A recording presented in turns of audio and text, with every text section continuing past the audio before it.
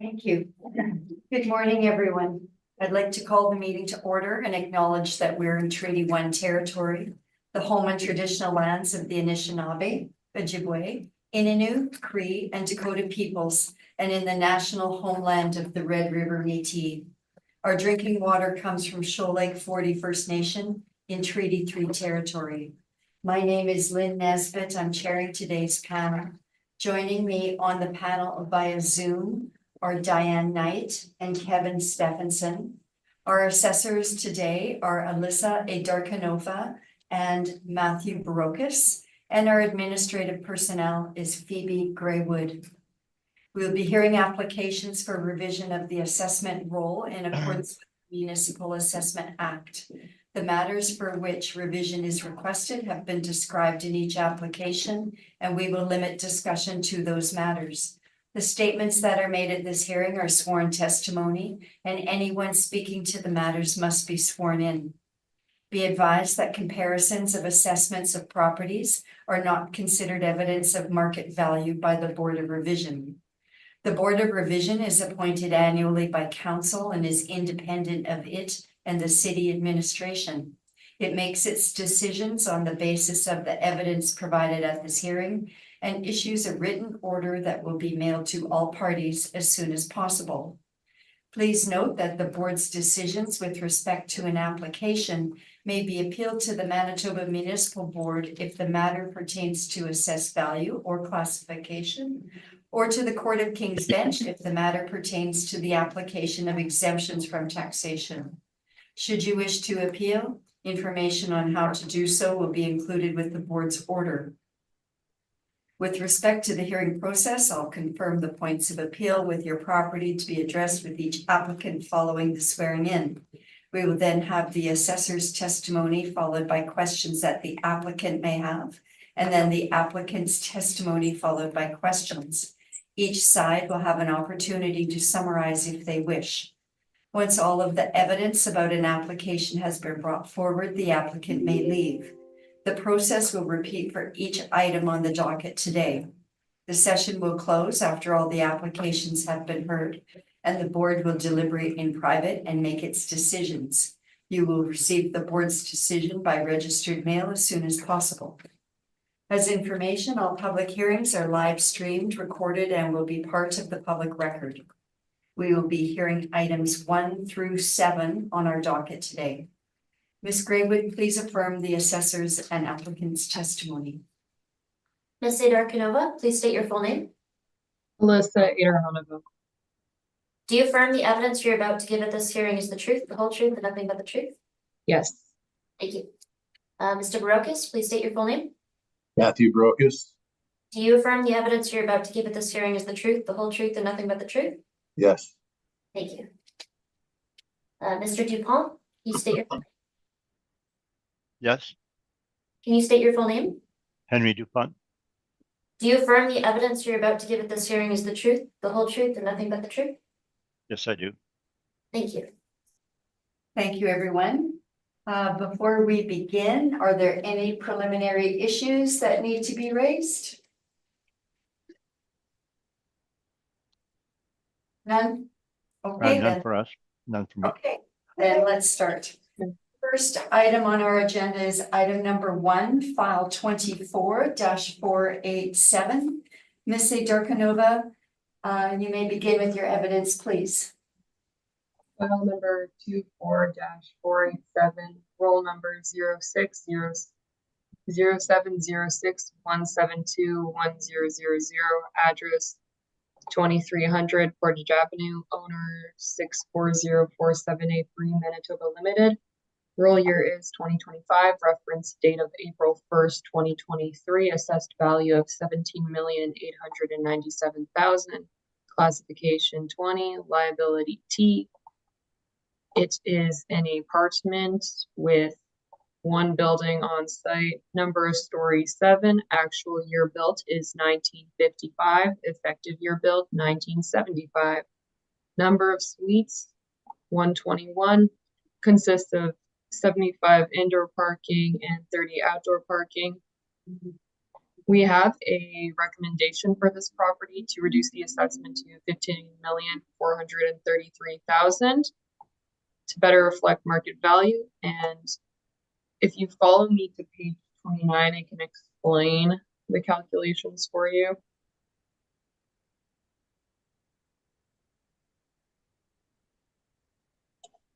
Are we all at page 29? Yes, ma'am. Yep, go ahead, please.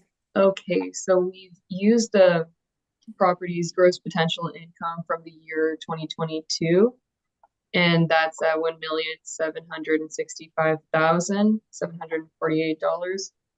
And then we've used the model vacancy rate of 2.6,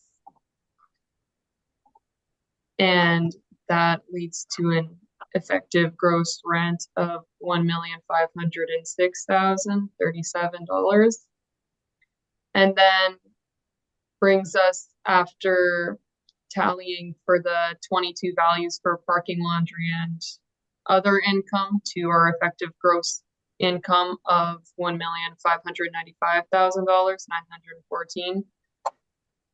And then we have 5% for management at $79,795. And we've used 22 values for insurance, hydro, water, sewer. For the HVAC, we've omitted using the 22 value because it seems to be an anomaly. So we've used the 2021 value at $69,867. And then we've taken an average for the waste and snow removal. And our repair and maintenance is at 1,438.01 per unit, and that's an average of 2020 and 2022. And our total expenses lead to $708,519, and that's an expense ratio of 44%. And that brings us to a net operating income of $887,396. And we've utilized the same cap rate at 5.75 that is model, and rounded, that leads us to a recommendation of $15,433,000. Thank you very much.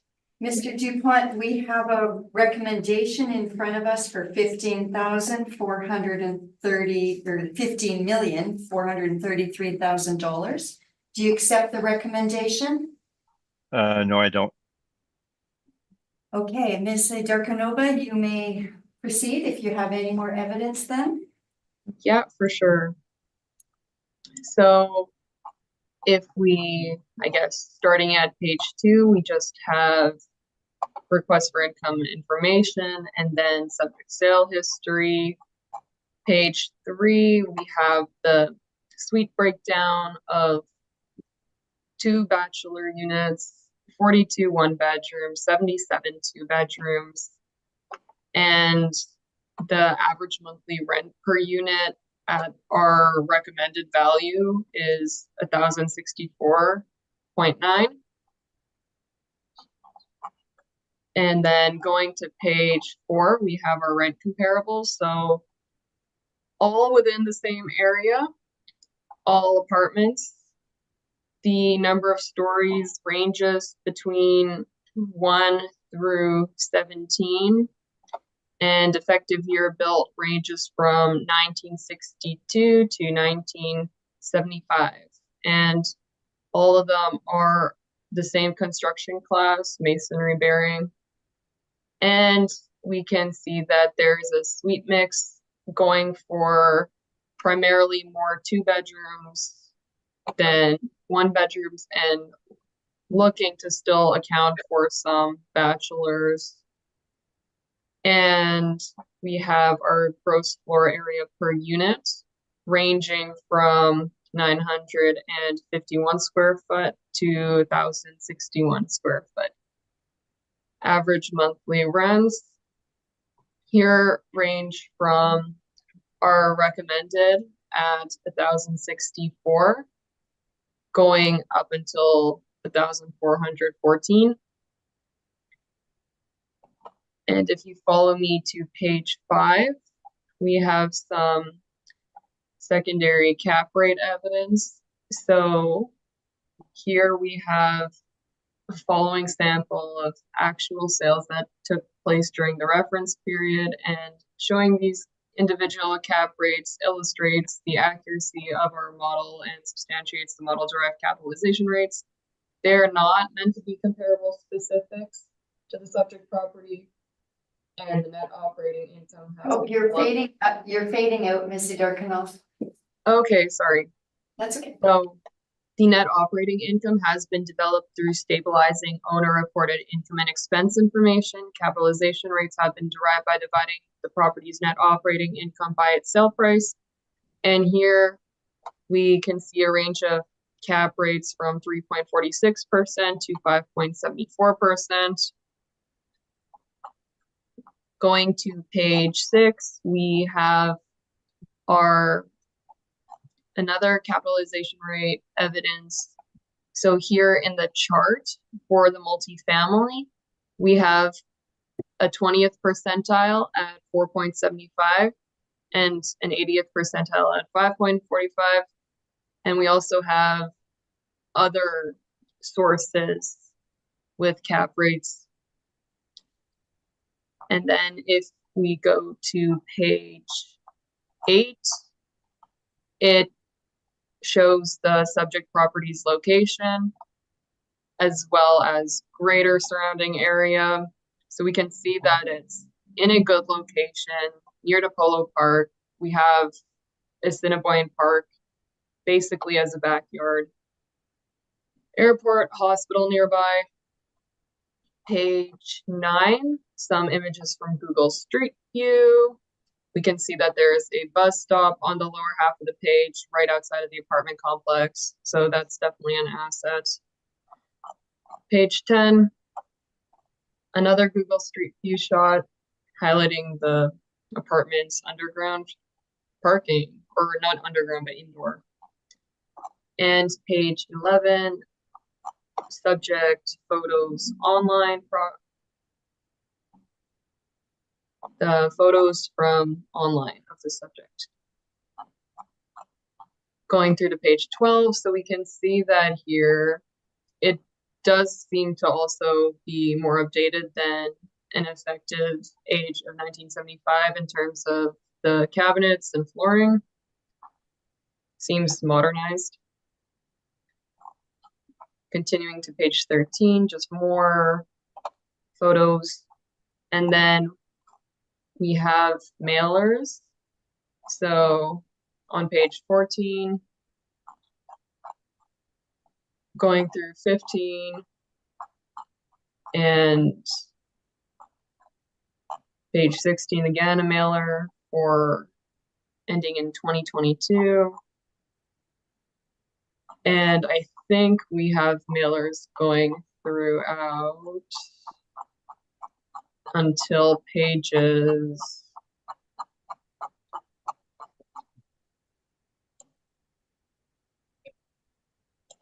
up until page 28, and it's just of the past 5 years.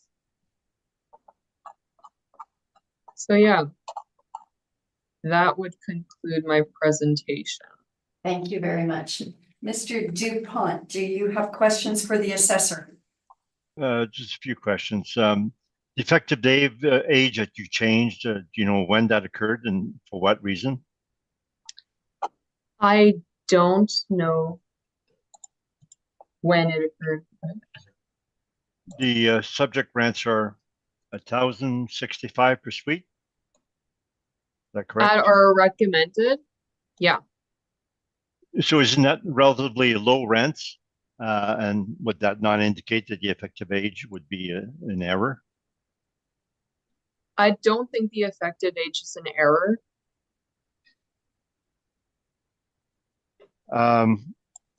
To To simplify the process, I would agree to the assessor's recommendation except for vacancy. So everything else I agree on, so I don't need to question. The difference in vacancy is 47,053. What the assessor uses and what we use. If we adjust the assessor's net income solely for that, it would be page 29.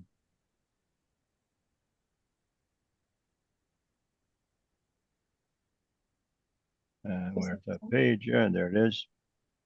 The assessor's got 887,396. If you subtract 47,053 difference in vacancy, you would have 840,843. And then we don't dispute the cap rate. So that would be a value of 14,623,000. So that's what I'm recommending today. So I'm going up from my value. So then back to page 29, you got 5 years of vacancy, 4%, 5%, 6.98, 5.90, and 5.84. Isn't there a good history to indicate that the vacancy at 5.84 is in fact what's applicable to this property? Yeah, I think so. I think that based on the 5-year average, it's not unreasonable to look at the 5-year average vacancy based on your recommendation. Okay, can you speak up just a little bit more? Yeah, for sure. I don't think it's unreasonable actually, now that we're taking another look at the chart, that looking at the 5-year vacancy on average would be unreasonable. So I'd actually agree with Mr. DuPont's contention there. That Mr. might be DuPont, what was the vacancy rate that you had indicated? Sorry, Mr. Brokus, I know you're sort of leaning in, but Yeah. couldn't hear your words. Oh, okay. So I mean, so we'd be, if we average the vacancy, maybe we could come up with an agreement here, just based on what was Mr. DuPont just said. So, what was your vacancy again, Henry? 5.6%, which is the actual 2022. You show as being 90,000. I show as being 87,255, and the difference between that and your vacancy is 47,053. Yeah. I would be fine with that, if agreeing with everything else, with adjusting the.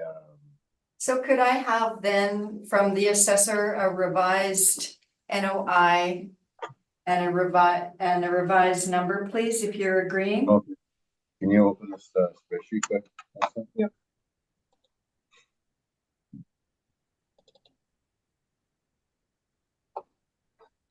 And then you got it.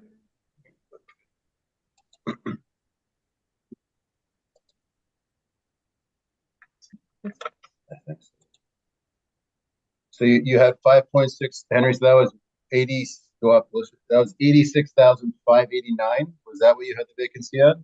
I had 87,255. 87,255, just type that in there.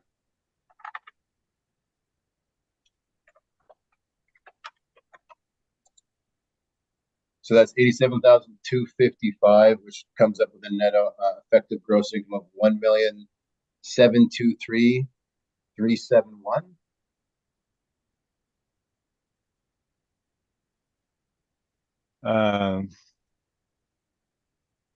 No, so on.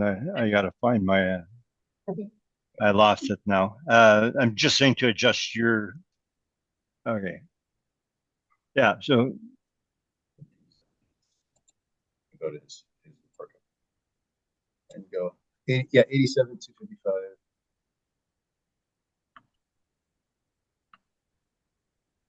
Oh, you have the bad debt too in there, right?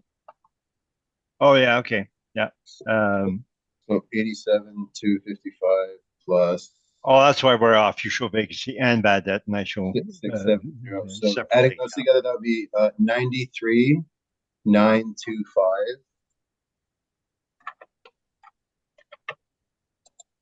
And what And is then- that? Okay, that's the vacancy. Um. so then go-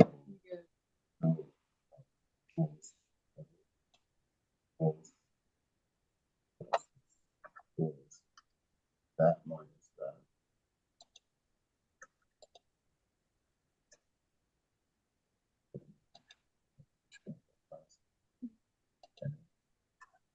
Well, okay, so we're gonna do it like this. The effective gross income is 1,542,191.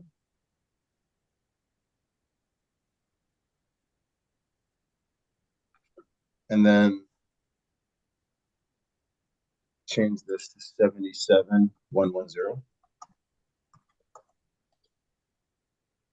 And so then that would change the management fee, which would amend the total expenses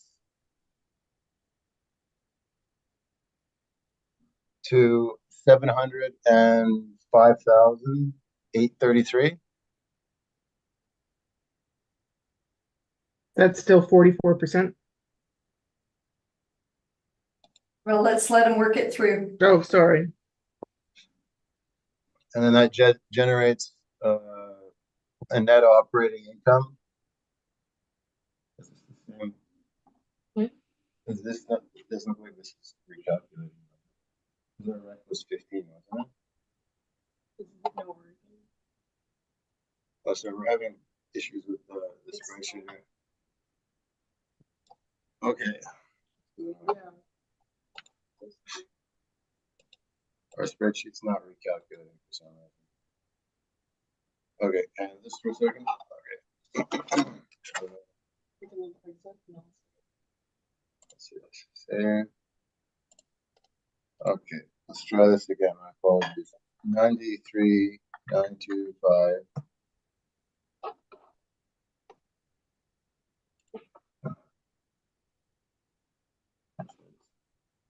Yeah.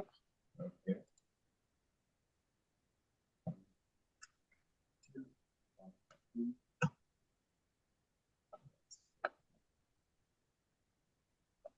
Okay. So that recalculates. Okay, I got it now. Effective gross income 1,542,191, Okay, and then we have total expenses of 705,832, yeah, and that's a net operating income of 836,359 yeah, for a recommended value of 14,545 rounded. okay. I'll just repeat that back, right, just so we're all on the same page. With your adjustments, we come to an effective gross income of 1,542,191. Expenses of 705,832, and that works out to about 46%. Yep. For an NOI of 836,359. Cap of 5.75 is 14,545 Rounded, yes. rounded. Sorry about the delay there. Nope, that's quite all right. Mr. Dupont, do you accept that number, 14,545? I accept. Okay, thank you very much. Ms. Knight, do you have any questions about the revised recommendation? I do not. Okay, Mr. Stephenson, do you have any questions? No questions, thank you. Okay, thank you. I have no questions. I assume there's no need for summation on this. Okay, thank you very much. That concludes item number 1.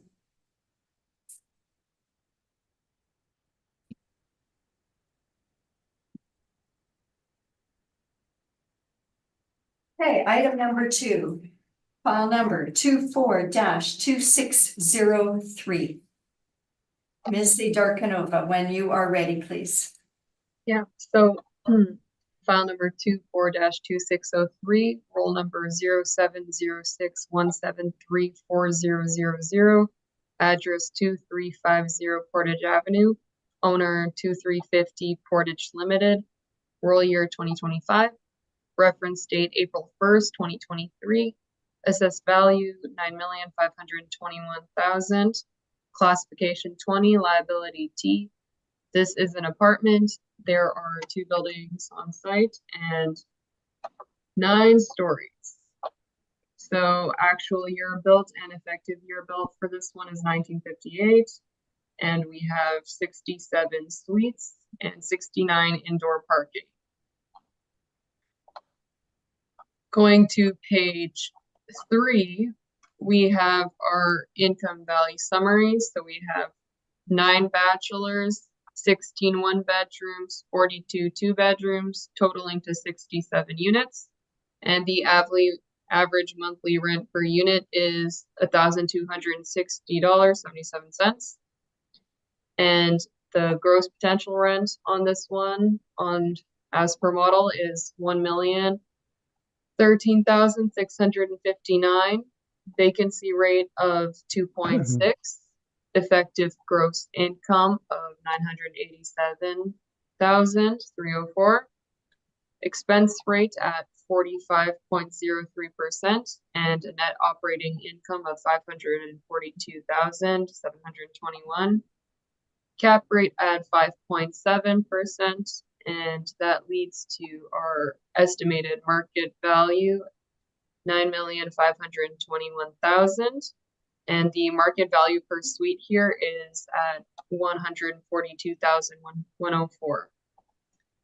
Page 4, we have the rent comparables.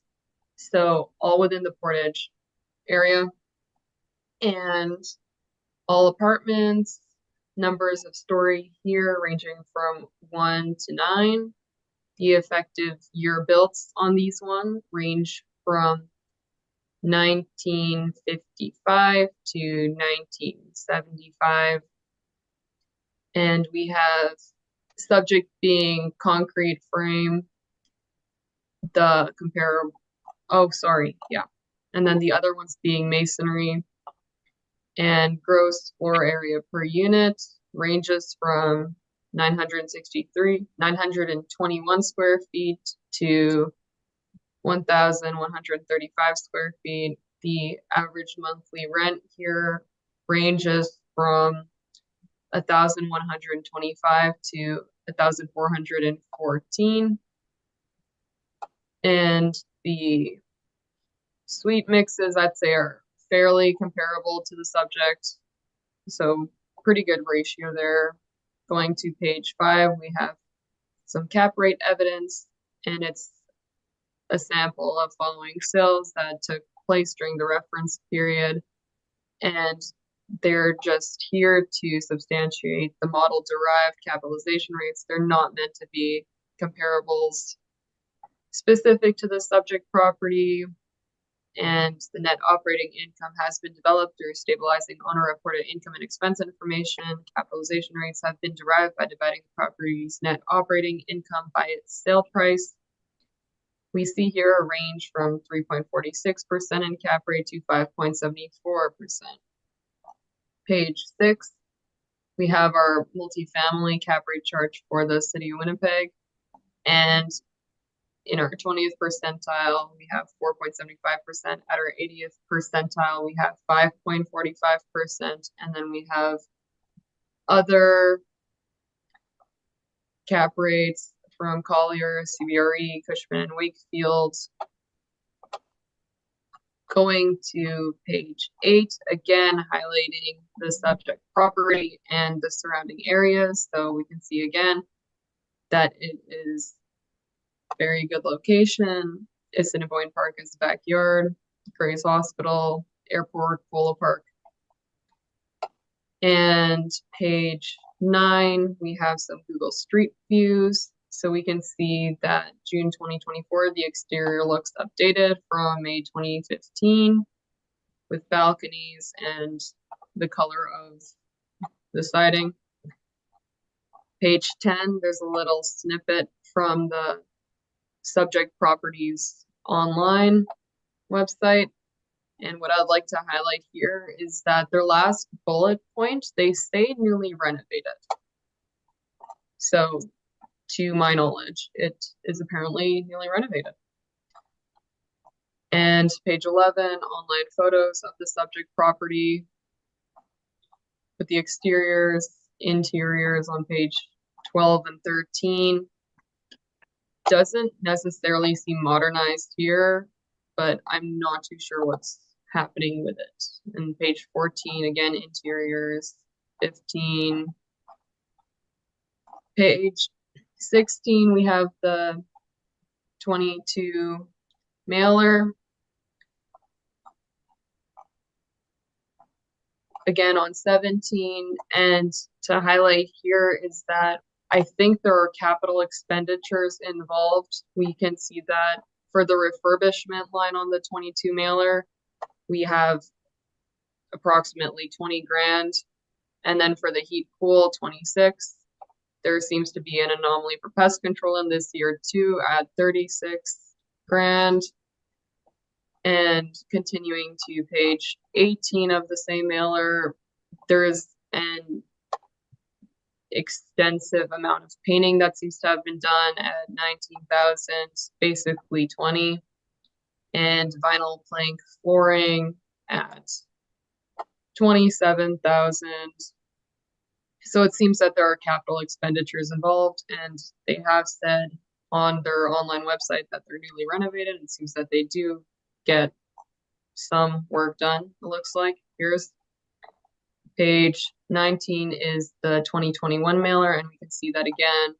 There's bathroom refurbishment at almost 29,000. Heating and pool is almost at 20,000. So it seems to fluctuate and be higher in some categories. And on the lower half of the same mailer on page 20, we can see that there isn't really an expense for the vinyl plank flooring or the painting. So would like to point that out. And on mailer for 2020, the following page number 21, bathroom refurbishment seems to be substantially lower than the, I guess, previous 2 years at 16,000, and heating pool is also much lower at 12,000. And yeah, there seems to be a lot of capital expenditures in our opinion. And on page 23, 24, there's small permit values. So we have one from 2016 at 50 grand to basically upgrade and renovate the interior public and common spaces to meet the minimum life safety requirements, develop new laundry and vacant storage area next to parkade, mechanical and electrical work being done. So I guess these would just point out that probably most of the repairs that they're able to do happen over turnover, because we are not seeing many large permits on our end regarding the subject. Again, on page 24, just a really small permit for a very specific situation to do interior alterations in the building, installing 3 walls, 2 doors at a penthouse level to create an elevator, electrical closet, demolition of existing vestibule door, installation of 1 door on the main floor to create a separate elevator lobby, enclose all existing electrical conduit and junction boxes in all stairwells. And that's a permit at 7,500. And that concludes my presentation for this one. Thank you. Thank you very much. Mr. Dupont, questions for the assessor? Yes. Your page 4, where you compare rents. 2391 Portage is a much newer property, but the rents are $14.14 per month. Do you know whether this property has been renovated? I wouldn't assume it had been renovated because we don't have an effective age on it, but I don't know for certainty. 2425 Portage, your last comparable. Yeah. You show a rent at 1371. I assume you get your rents from the rent rolls rather than the financial statements. We get the rent rolls, we get the rent in this table would have been taken from whatever format they returned to us for the 2022 year.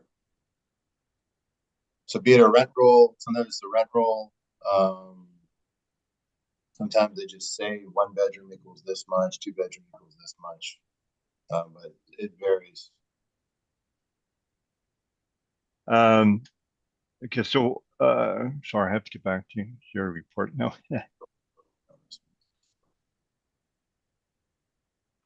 Our indication, we have this property. It's a Globe General property, and we have the rents, potential rent is 1,047. Have you checked that comparable to see whether you're using the rents before discounts or after discounts?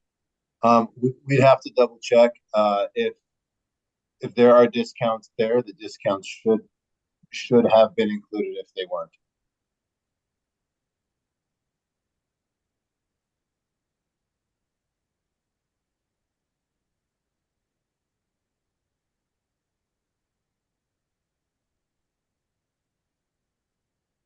And your second comparable to 461 Portage, that one has an effective age 1975, 20 years more. So it would indicate they had some kind of improvements or renovation to bring it up. True, yeah. So would you agree that property is superior to the subject then? Seems to be, unless the subject should also require an effective age, that would probably require an inspection to determine.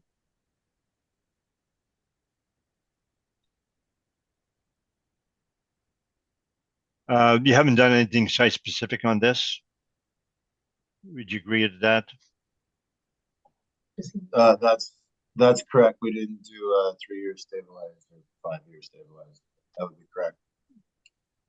And the vacancy that you have is a model vacancy, and it's not based on the subject, which is around the 5%. Yeah, the entire workup is done by the model. The ad did indicate that it was renovated. That, however, when you look at the pictures, it's kind of hard to see what they meant by that. Maybe there's photos of renovated suites that aren't available online. So without having an inspection or knowing any more detail, we just opted to go with the model valuation. That's all questions I have. Thank you, Mr. Dupont. Ms. Knight, do you have questions for the assessor? I do not. Thank you. Thank you, Mr. Stephenson. No questions from me, thank you. Okay, so if I can just go to your INE that you went through, the 2022. Okay, give me a second to get there. Yeah, I have to get there too, so that's okay. Yeah.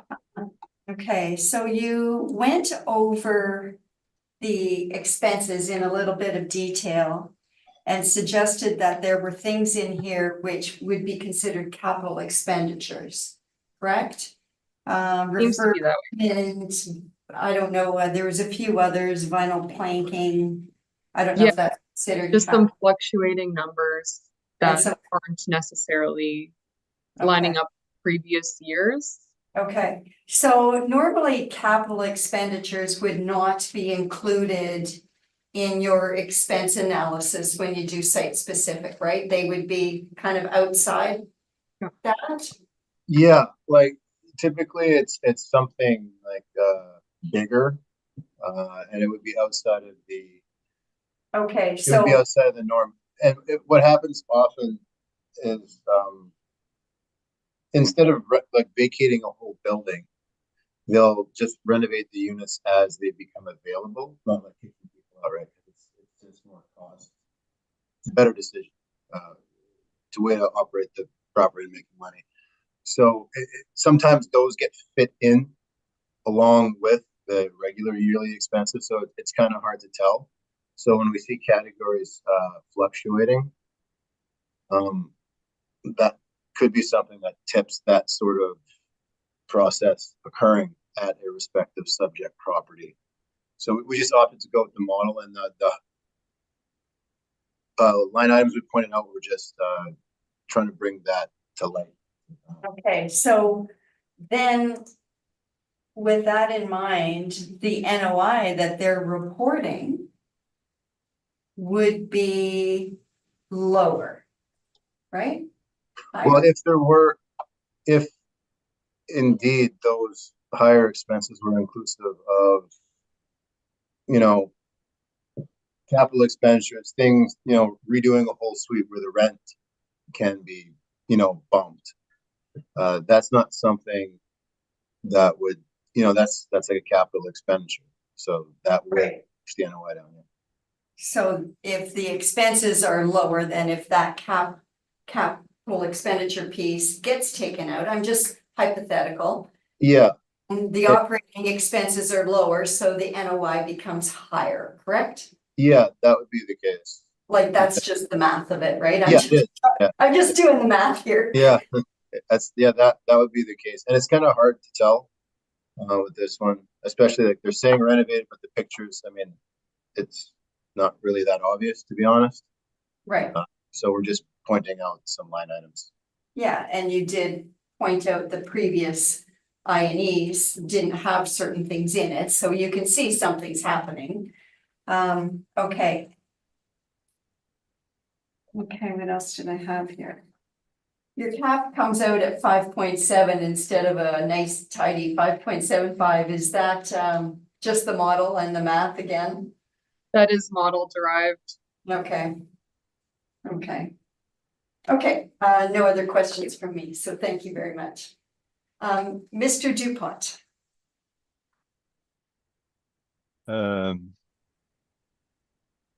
Yes, I'd like to present my brief. Yep, go ahead.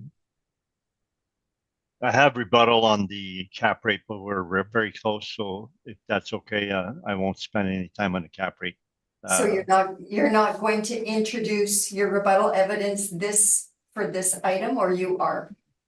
It can be introduced that we dispute some of their cap rates, but I'm just saying that we're Okay, so 0.05%. We're 5.75 versus 5.7. yeah, well, it's let's not go really- through your main brief, and then Yeah. when we're completed with your main brief, then if you wish, you may introduce your rebuttal at that time. Okay, so the page one is to give you our basic data, and our value, and there's a photo there. And then we have the maps and the areas where it is. And it's more photos from exterior. I believe the assessor has gone through that herself. Now, if you go to just the end, to more photos, so page 20 is the ad that the owner has, which is WRE, which is a major company in Winnipeg. And so they have the first photo would appears to be carpeting, and the kitchen is not the old mahogany cabinets that they had in the old days, but it's still relatively plain. So they have carpeting in most of their rooms. So I would like to go to our page 14. So the cap rate for properties built 1946, 1969 that we have is 5.75 to 6.5. So we start 5.75 for that age, and the Cheshire is at 5.7. So we went 5.75 just to follow our own cap rate study, but we're not that far off. So the page 16, that's our income approach. Now we have 5 years, and the line 3 We stabilized at the actual after discounts, and it's 12.43 per suite.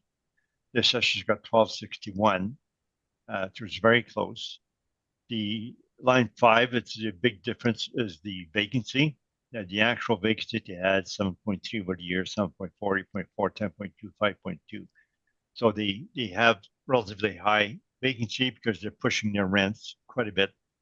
And that's the market, the actions of the market pushing back on their rent. So based on the rents that they're charging, I believe 1,243 for a building built 1958 is very high.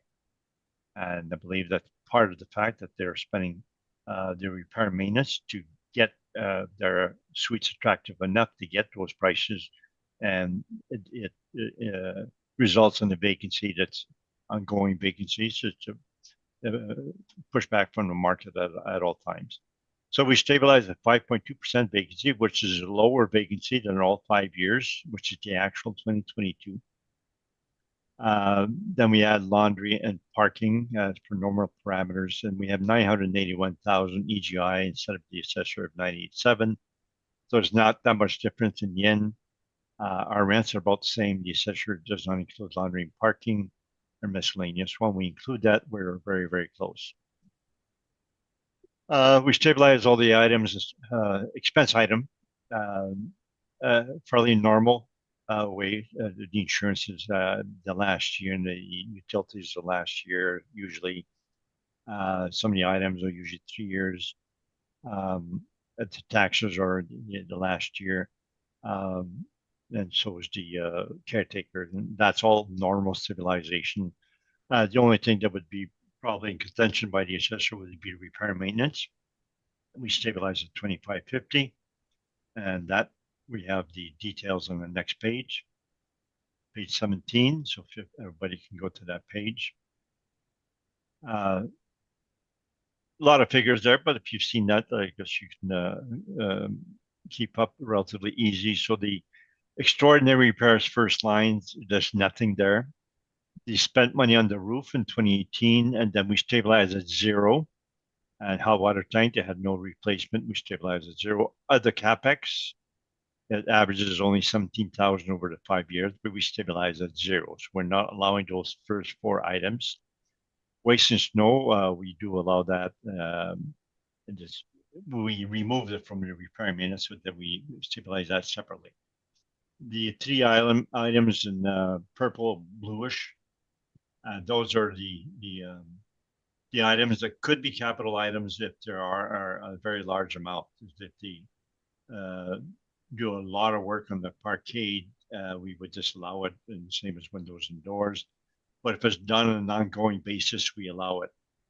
So we stabilize there the windows and doors, the 4-year average, excluding the high year of 2018, and the blinds and parking is the same thing. We exclude the 4-year average, excluding the high 2018. If we go to flooring replacement, that they're doing flooring on an ongoing basis, and most of the managers and owners are doing the same thing as the suites become vacant. Usually around every 8 years or so, they will replace the flooring. So it's an ongoing basis. And we've calculated maximum per suite. If you replace 50% of your suite with flooring, we would not allow that because we're making a maximum. And the 500 is based on the cost to replace flooring amortized over 8 years. So if you're going above the 500, we would bring it down to 500. So in this particular case, the average, it comes to 422, which is less than the maximum, so which we've allowed that at the 5-year average. Same as appliance replacement, we went with a 5-year average, and that's about half of the maximum, 225. Painting,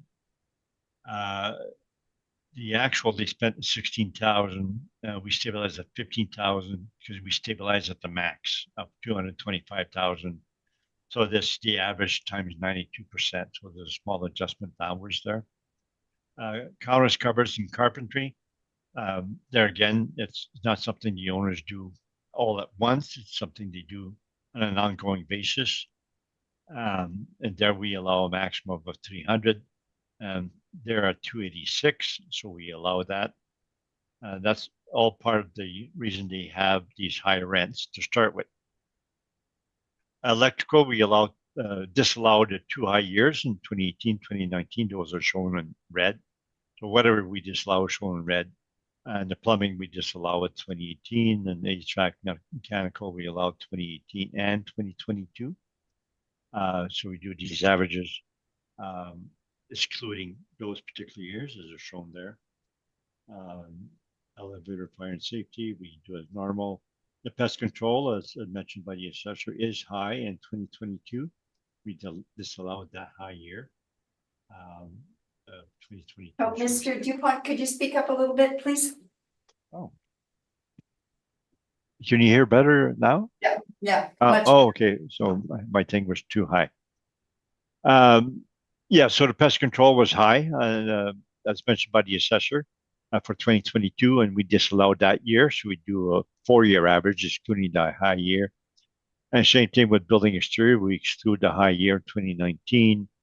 Then there's remaining repair maintenance, which are not one of those items above.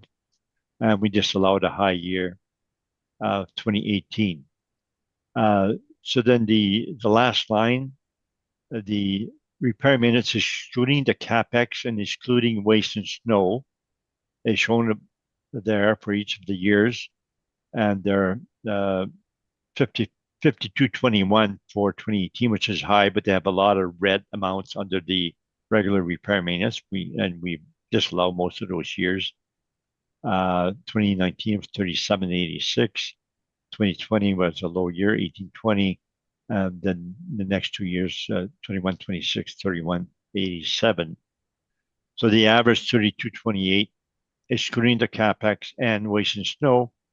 And we stabilize at 2550 after we disallow some of the items in the high years. So we believe we stabilize the repair maintenance by disallowing the CapEx and disallowing regular items like electrical or plumbing or HVAC, but disallowing the high years. And that's the figure we put in the previous page 16. That gets 2550 suite. And so our line 31, our expenses is 505 versus the assessor 444. So our expenses is 51.5, which is relatively normal. It's not high in any way. 51% is not high. So our net income is 476,000, line 33, which is higher than all the years reported, mainly because we've disallowed some of the items of repair maintenance, and mainly because we used the 2022 vacancy, which is the lowest years of the 4 years prior. So our value at 5.75 cap rate is 8,281,000 versus the assessor 9,521.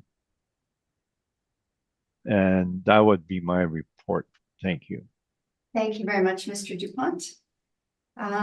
Ms. Adarkanova, do you have questions for Mr. Dupont? Yes, I have a few.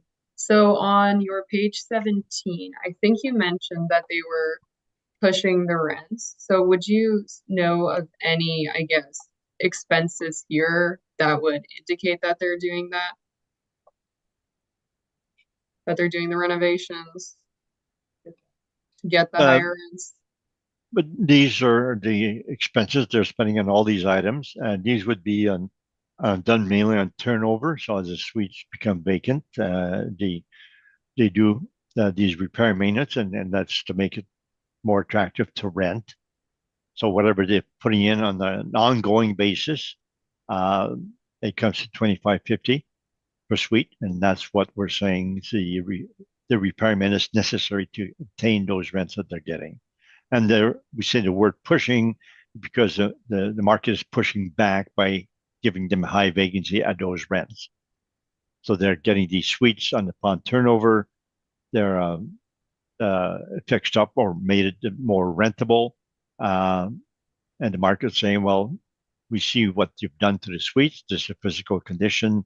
And they push back, and the vacancy is higher than your 2.6. for all years, mainly because they're pushing the rents and the vacancy indicates that. Would you agree that a repair and maintenance at $2,550 per unit doesn't seem typical of the market? That it's higher? We have not done a study of the market like we have done in the past. I believe in 2020 and 2018 we had done a repair maintenance study based on all our properties, and it was to indicate that the properties with higher rents had higher repair maintenance, and so that was a given. 2550 would probably be at the high end. An average, I don't know, could be 2,000. But with those particular site-specific rents and the stabilization of the repair maintenance that we've done on a site-specific basis would indicate that 2550 is applicable for the subject. Those are our questions. Thank you. Thank you. Mr. Stephenson, do you have questions for Mr. Dupont?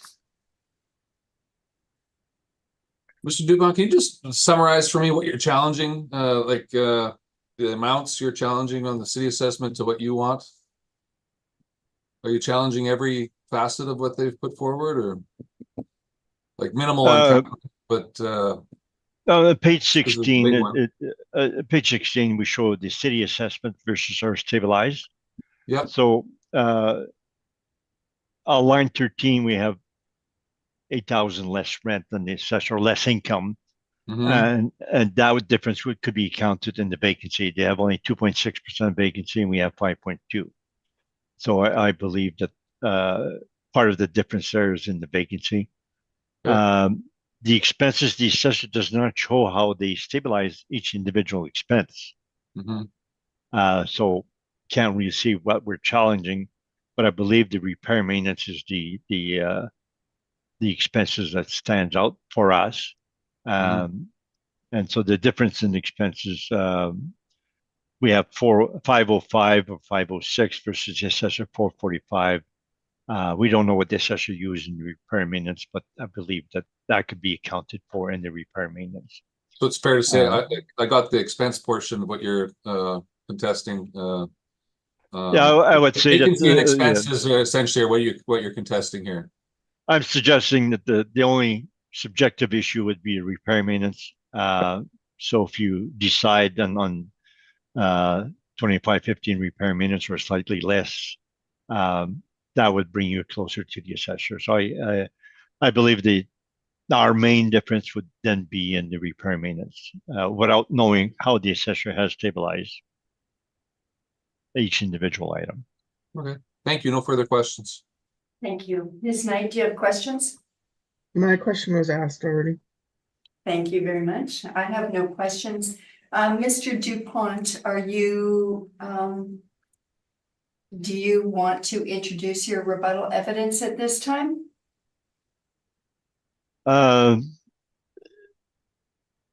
No, it could be entered into evidence. I don't want to go through it because our difference in We will need you to go through it if you are going to enter it.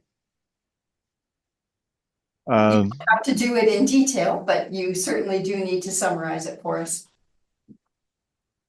Okay, well, I can go through it because it'll be applicable to other properties. Okay. So this rebuttal evidence will apply to all the remaining items as well? Yeah.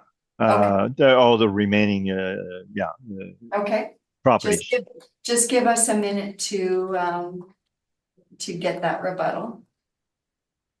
Is it rebuttal or cap rate study? It's the rebuttal. Yes, and I guess I should introduce the cap rate also after the rebuttal. I just don't see the rebuttal. It's too late now to introduce your cap rate study. It's part of main evidence, but you can do it next time.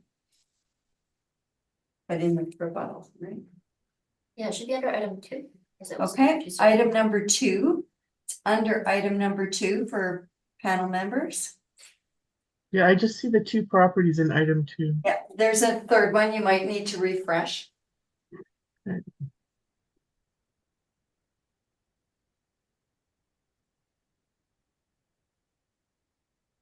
Ah, there it is. Okay.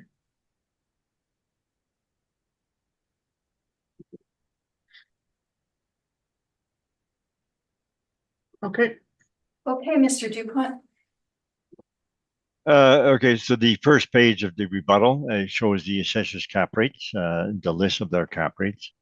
Then we state that the interest rates were 4.5%, and so for a GIC and an investor would not give a lower cap rate than what they can get with a GIC without any risk. So if you own an apartment block, you have risk. So a lot of the cap rates they have there, like the first one, 3.46% on Sargent, and the other ones, some of the St. Mary's, 3.6. Those cap rates are way too low. They should not even be used because they're abnormal, much lower than GIC rate. Now, you could jump to page 4, where we mentioned some Q7 Sargent. We said the cap rates are too low. They're also in poor locations, often poor condition with potential to increase rents. They're not comparable to most of their apartments, and certainly not comparable to the properties here today. And the city does not show any income approach to support how they arrive at their cap rates. Next one, 459 Sargent, the city comparable number 2. The city has used the historical income in their cap rate stabilization. The MLS listing shows that the annual gross income is 101,142, and the average rent was some 40 per suite, and the parking stalls, etc. So the purchaser would have based the purchase price on income stream at the time of sale. So the assessor is using past potential rents when at the time of sale the rents were higher than the past. I believe that is incorrect to do. The purchaser would know the higher income that exists, and the appraiser assessor should be using the known income at the time of sale. So if we use that income from the listing, the cap rate changes to 5.79%. And instead of they have 4.8. So if you just plug in the rents, it makes it much higher. So we have the calculation of that on page 5. And then we have the listing. It shows on page 6, and it shows under remarks what the rents are right there. So the next page 7, it's a bit similar to the previous one. The city does not show how they arrive at their cap rate as they're normal, but the vendor had done some renovations the prior 2 years and applied for above guideline rent increases with the RTB. And the purchaser is knowledgeable and would have based their purchase price on income stream they would expect to obtain at the time of sale. The RTB approved the vendor's application of 8.34% with a minor revision down to 8.2%. And that higher rent was applicable on the possession date. So the RTB orders, which we show following, the effective date was June 1st, 2021, which is the date of the possession.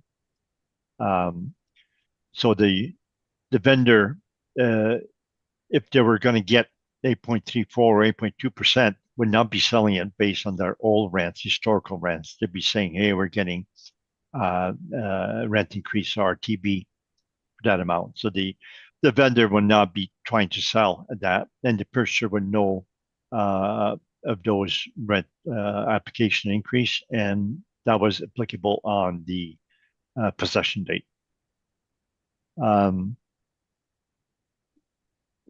So if we calculate the cap rate with those rents applicable on the possession date, it comes to 5.42% cap rate.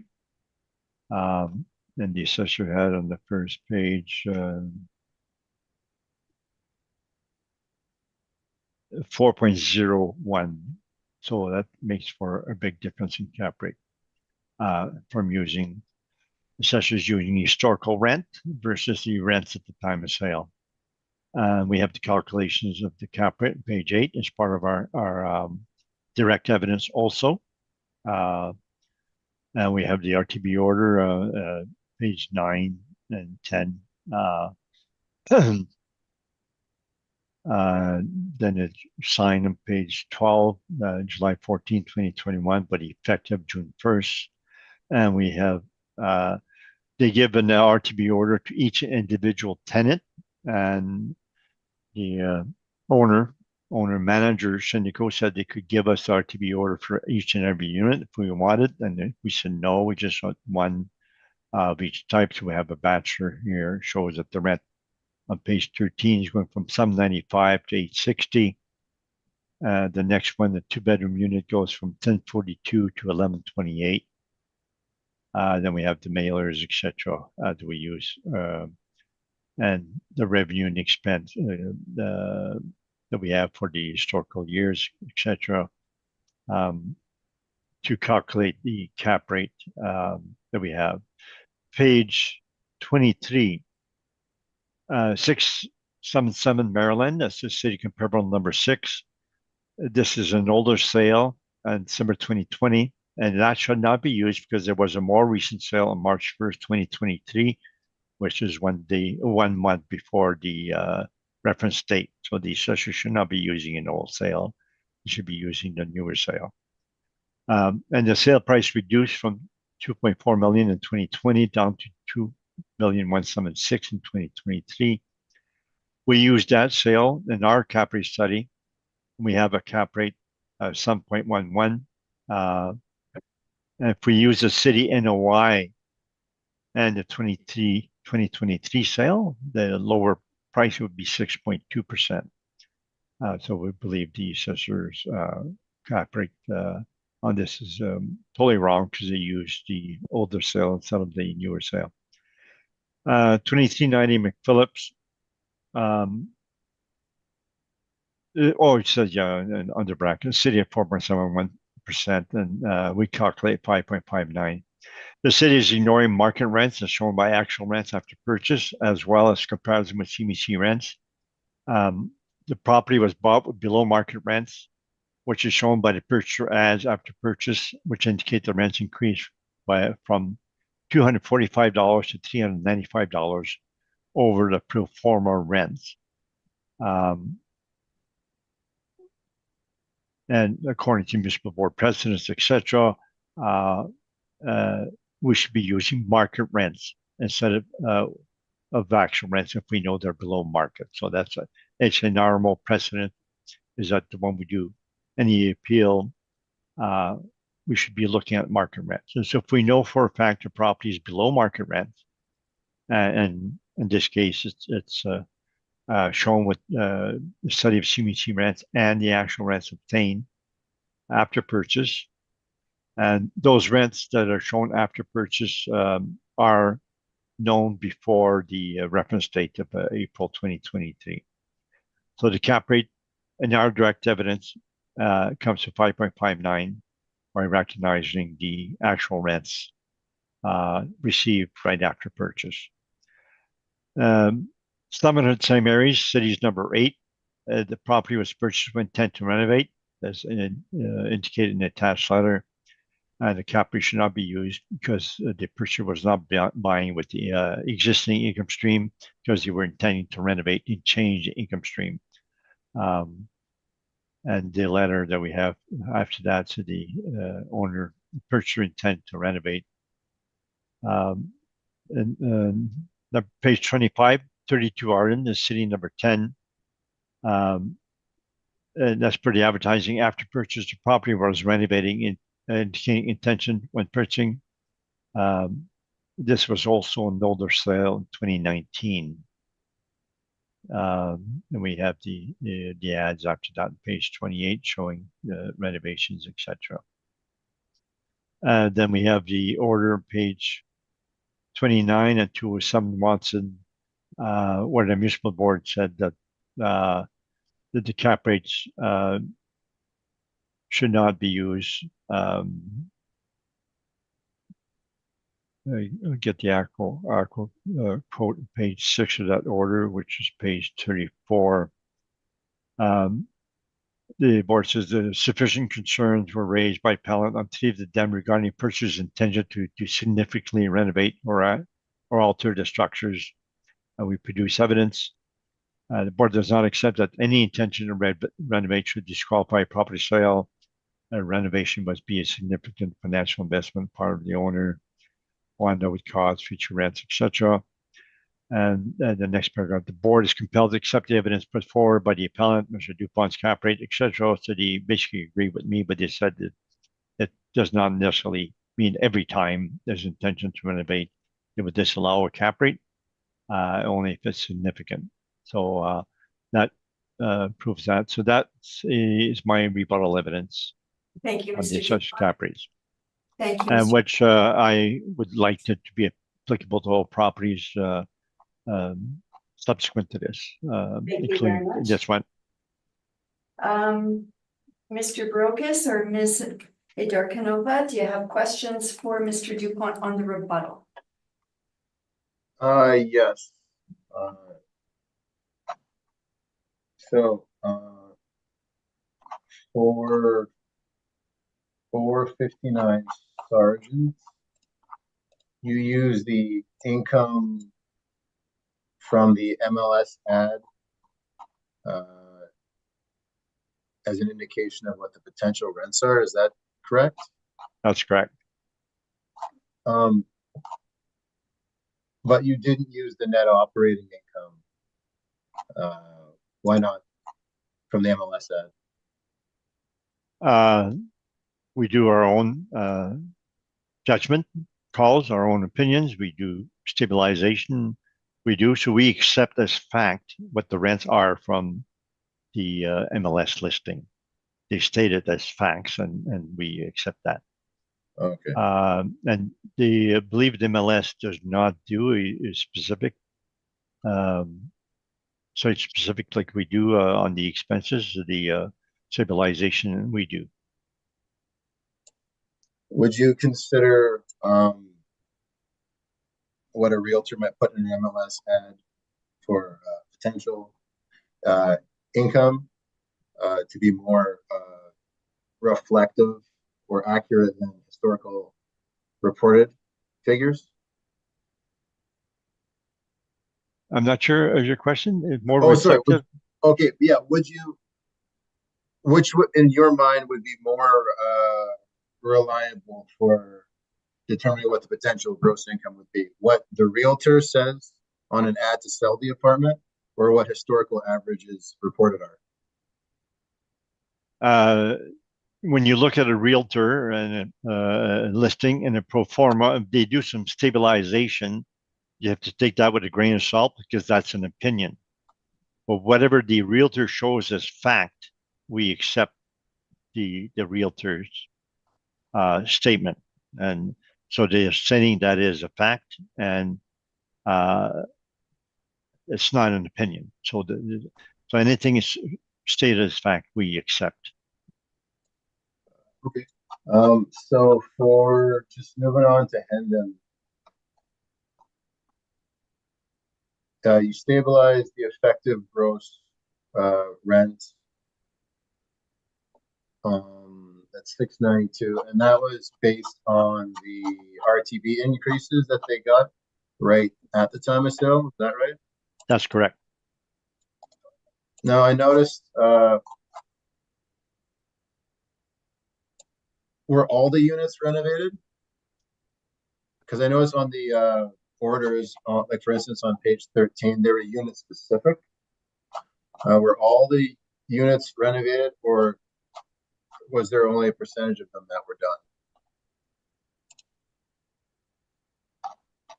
done?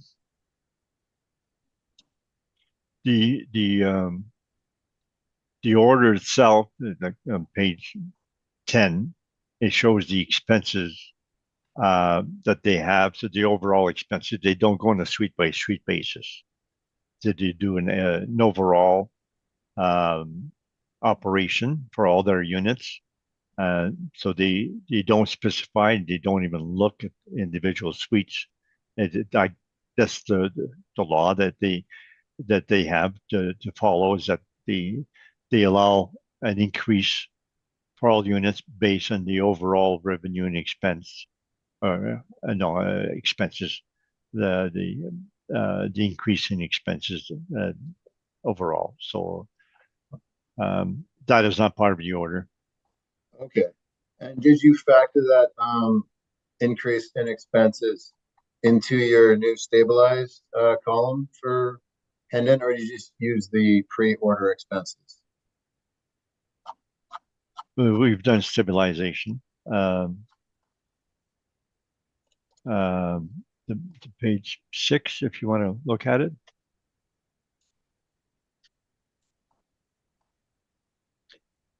So we show all the years on line 27, 53, 59, 105, 114, and then we stabilize at 83,000. Okay. All right.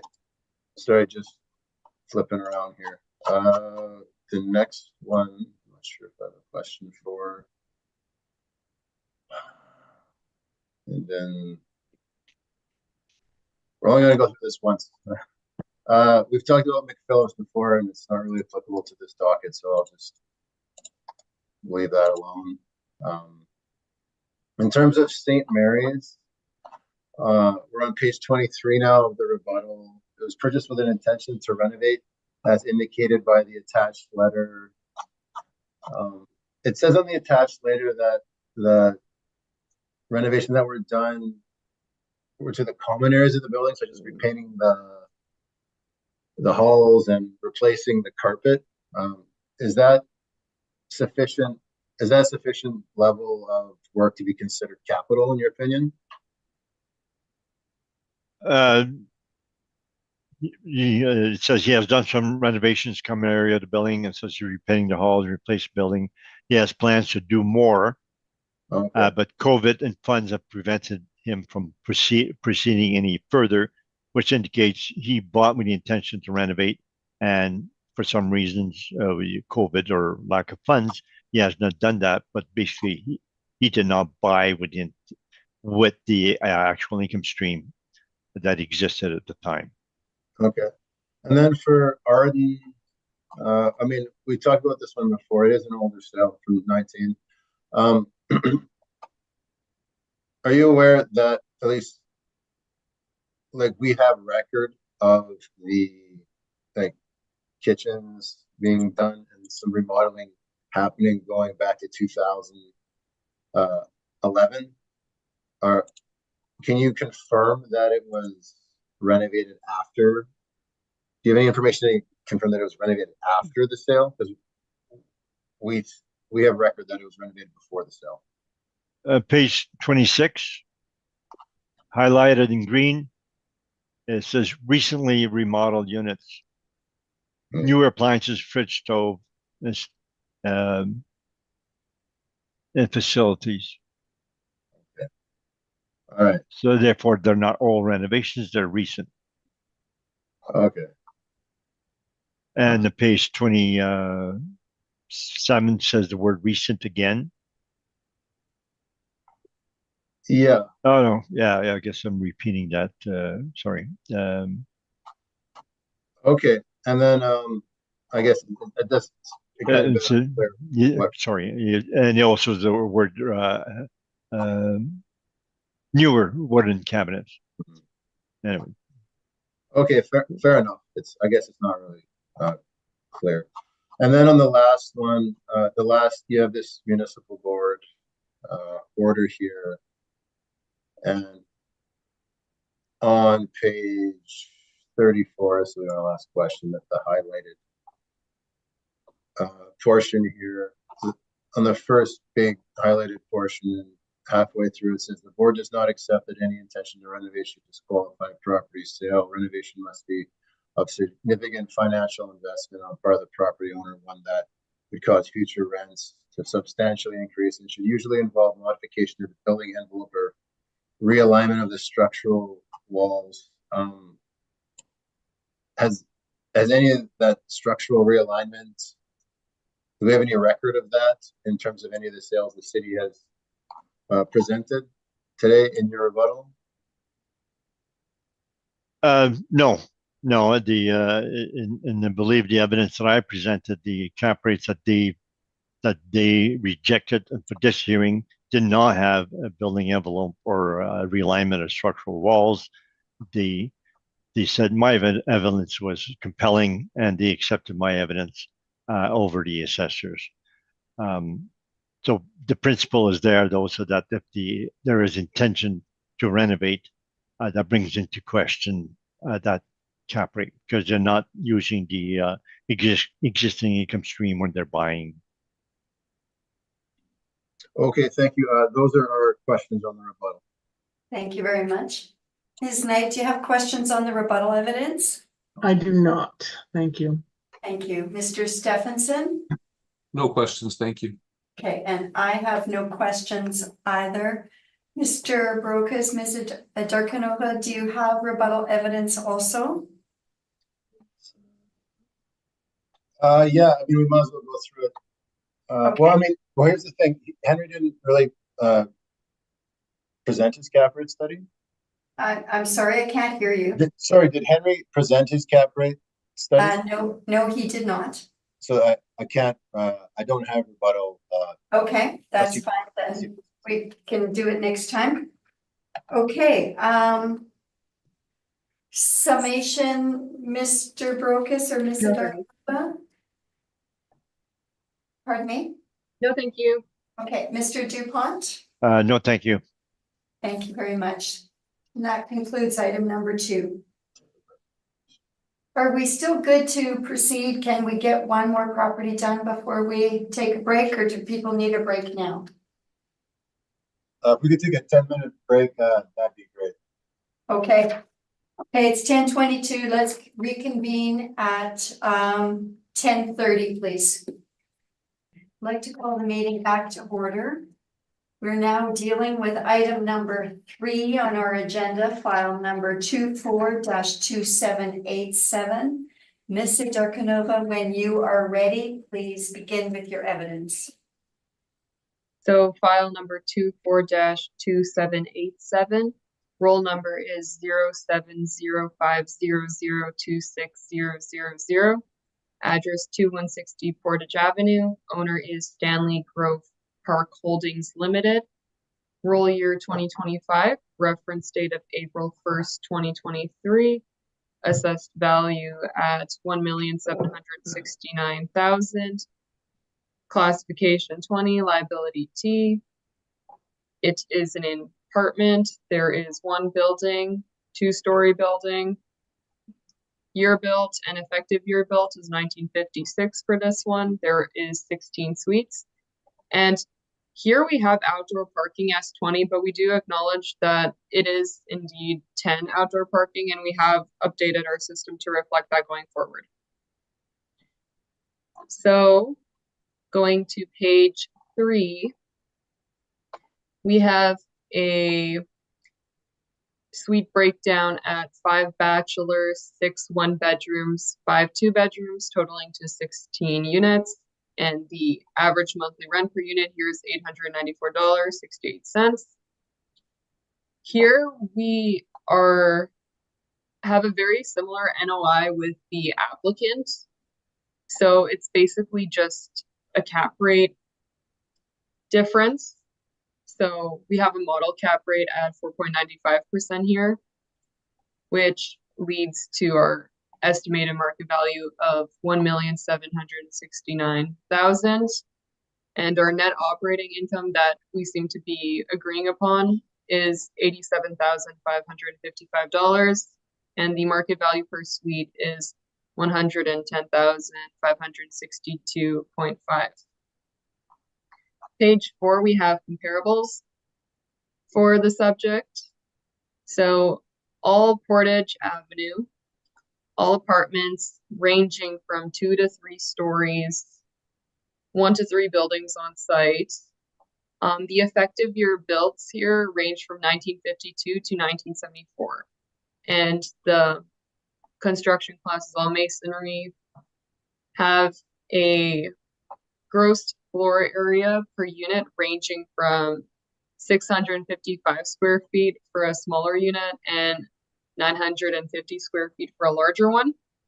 The average monthly rent per unit here ranges from 894.68 is where the subject's at, and a high would be 1,371.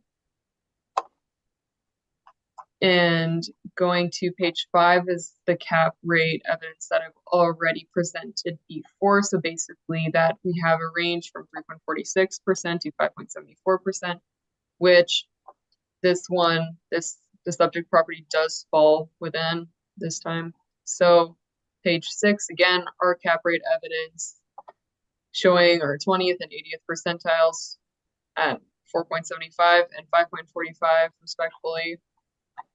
Page 8 highlights the subject property's location, and in fact, the good location, again, seems to be backing into Assiniboine Park area. Got Polo Park nearby. And then page 9, Google Street View images of the exterior. You can see that there's a bus stop right out front. And page 10 is where the online photos for the subject property begin. And here we can see that they are modernized. Page 11, a continuation, newer kitchen cabinets, floors, trim. And then on page 13, we have our own inspection photos from March 2018. So we can see here what it looked like before the obvious renovation from their online photos, that it is more dated. There's old trim, old flooring, and just a continuation going down the brief. So we have pages going all, pictures going all throughout until page 20. So at page 21, we have the mailers, and the mailers are combined for the subject and what's next on the docket. So 2160, 2170 portage combined here. And we can see that the 2022 mailer, something that sticks out to me would be the maintenance and decorating totals, because they seem to fluctuate going throughout the years. So we can see that at 22 and 21 for the years, it's at 86,000 and 90,000, which is slightly higher. Well, actually it is higher than 2020, where they've managed to somehow maintain a 60,000 figure. And then 2019, we're at 118,700. And we can see that on page 23, again, 2018 seems to be a lower year for the maintenance and decorating. And then 2017 is higher at 215,000. And also, it seems that the water, for whatever reason, in year 2017 is higher than 2018, and that figure of 21,000 for water on the 2017 mailer, when we look at what's going on in 2022 and 21, we can see that that was high. So what I'm thinking is that also the heat for the 2022 mailer at $23,670 could include things such as potential capital to the systems as it needs to be repaired or replaced, because 2021 and 2020, 2019 show more standard and uniform figures, basically near 15,000. So I think there is capital expenditures involved here, as we can tell the difference from the our 2018 inspection photos and the online photos, as well as the high cost for the repair and decorating. And that would conclude my presentation. Thank you very much. Mr. Dupont, do you have questions for the assessor? Yes, I guess in regards to cap rate, that would be our only difference here. No, the subject has a lot of bachelors, 5 bachelors out of 16, which is a third or so. Would you agree that's a negative factor and that should affect the cap rate?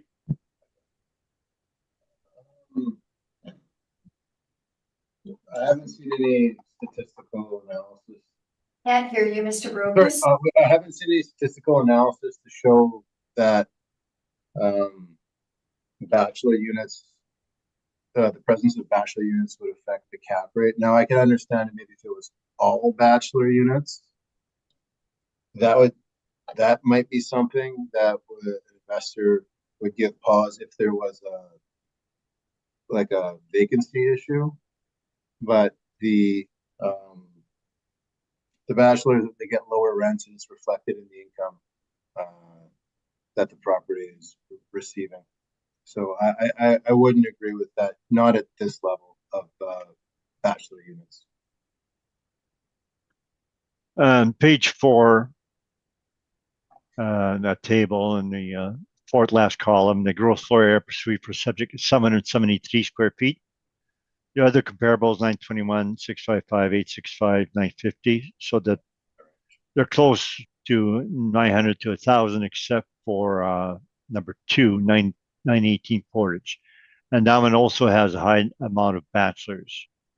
So would you agree that 773 per suite is quite low? Lower? Well, yeah, I mean, they are smaller. I mean, 1918 with the bachelors is getting 941. I mean, I guess the smaller units means they can squeeze more units inside of the building. But it looks like, at least based on comp 2, and I don't think we're overshooting the rent, especially because when you look at the condition of the units on a per unit basis. So can you go to our workup on that? We're only at 110,562 market value per suite. And I always kind of think of it like if it was a condo, this was turned into a condo, what would these units sell for on a per unit basis? I think it would sell for a lot more than 110, especially if they've been well maintained, regardless if they're bachelors or not. So I don't think we're overshooting the income on this one. Now, would you agree that we value apartment blocks by income approach? I mean, we're not valuing any apartment block based on direct comparison, and certainly not valuing any as a potential to convert to condo.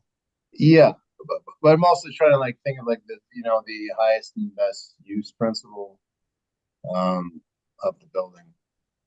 I just, when I look at the pictures, and I did do the walkthrough back in March of 2018. I think 110 per units. It makes sense on what I've seen in the market. And also, it has only 10 parkings out of 16 suites, so that 62%. So is that also a negative factor would affect the cap rate? I don't think it would affect the cap rate. That's something that we reflect in the effective gross income. I mean, not everybody has a car. There's a bus stop outside on Portage Avenue. So that's something that would definitely play into that site-specific income calculation. But I don't think it would bleed over into the cap rate, not at 10 for 16 units on Portage. Page 6 of your report, you have the overall cap rate that you have, and for multi-family high rise, low rise, A, B, you have 4.75 to 5.45.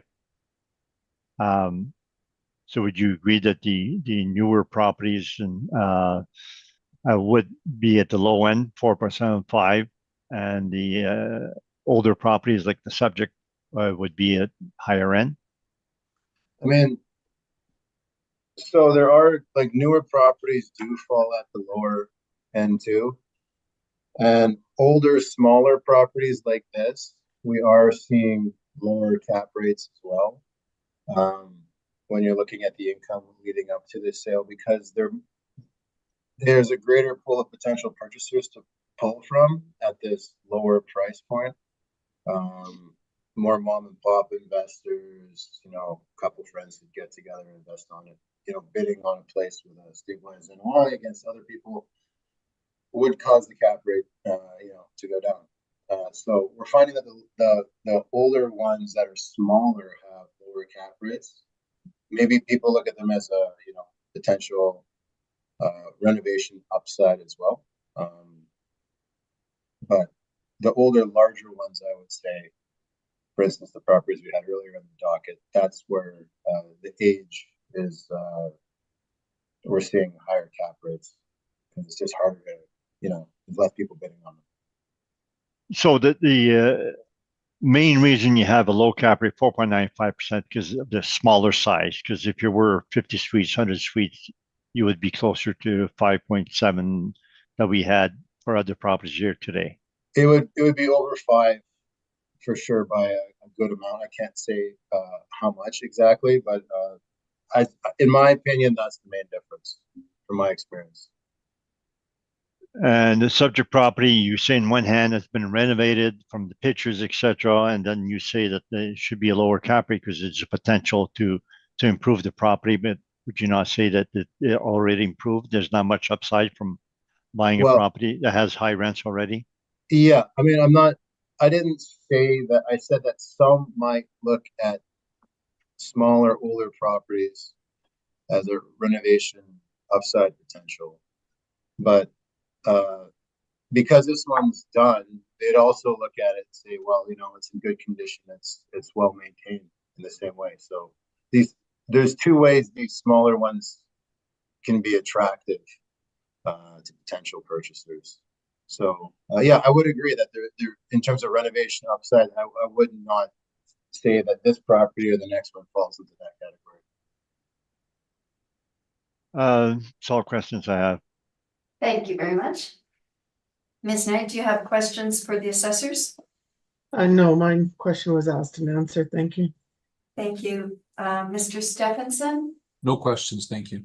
Thank you, and I have no questions either. So, Mr. Dupont. And Mr. Dupont, I do believe you also will be reviewing as part of your main evidence, your cap rate study? Yes, I will. Okay, thank you.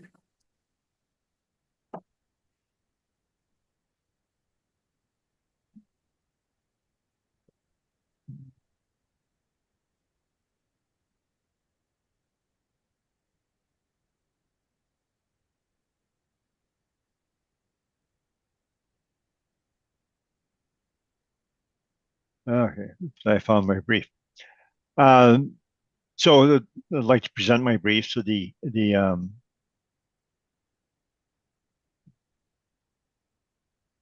main issue would be the cap rate. So maybe we should just look at the pictures and our valuation. Now, the photographs, the aerial photos start at page 6. You've shown the property there. So it's on Portage, and there's properties behind it. And if you see page 7, there's properties and trees. So this not on the Assiniboine River. And the assessor mentioned that it's close or neighboring Assiniboine Park, but the park is across the river on the other side, and you have to go to quite far to the east to go to Route 90 to get to the park. So there's no access to the park from where they are. So the photos would be page, my appendix starts at page 21. So we get that from the ads.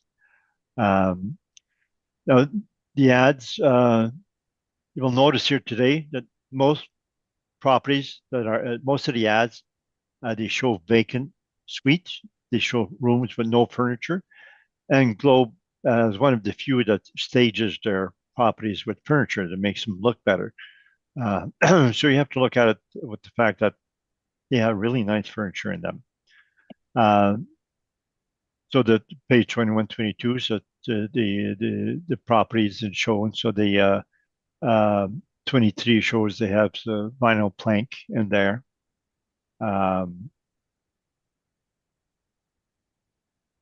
And then we page 24, we have the size. So Globe advertises the size. So the bachelor is shown there, 404 square feet. You see how tiny that is. So not many people will want to live in 404 square feet. The one bedroom, the next page, page 25, is only 480 square feet. And it's also quite small. So the kitchen's a small kitchen open to the living room, basically no dining room. And then the next page 26 is the two bedroom, and the two bedroom is 656 square feet, which there again is very small. You would expect a two bedroom to be closer to 1,000 square feet. So the gross floor area was 773 square feet per suite, but that includes the corridors naturally and the mechanical rooms, etc. And so that when you remove all these items and get down to the actual suite sizes, this is what they are. So they're very, very small suites.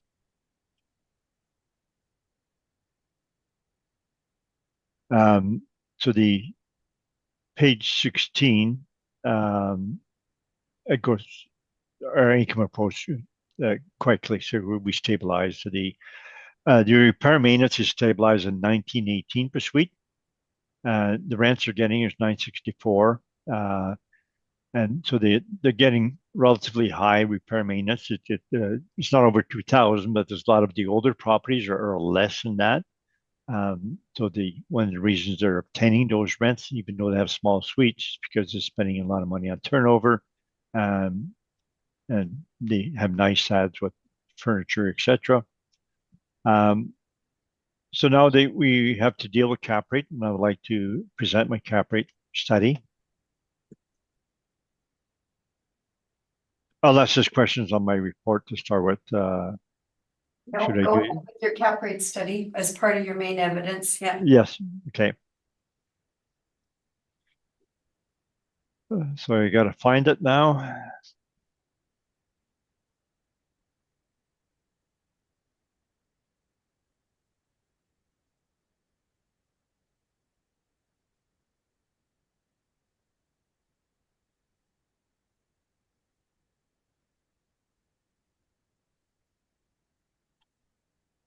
Okay, so I have my cap rate study in front of me now. So we show some basic data in the front, etc. Page 5, we show market reports from Colliers, CBRE, Cushman, etc. I believe the assessor has that also as part of their report. And we show the previous valuation date for 2023 compared to the 2023 first quarter. So Colliers starts at 5% to 6%. CBRE is one of the lowest cap rates, 4.5 to 5.25 for low rise A, which is a high class, and a low rise B is 5 to 5.25. So that our class would be a low rise B, and a Cushman other for low rise is 5.75, and the high rises would be starting at 4.75. So based on the market report, subject should be 5% or higher, 5% being the minimum rate.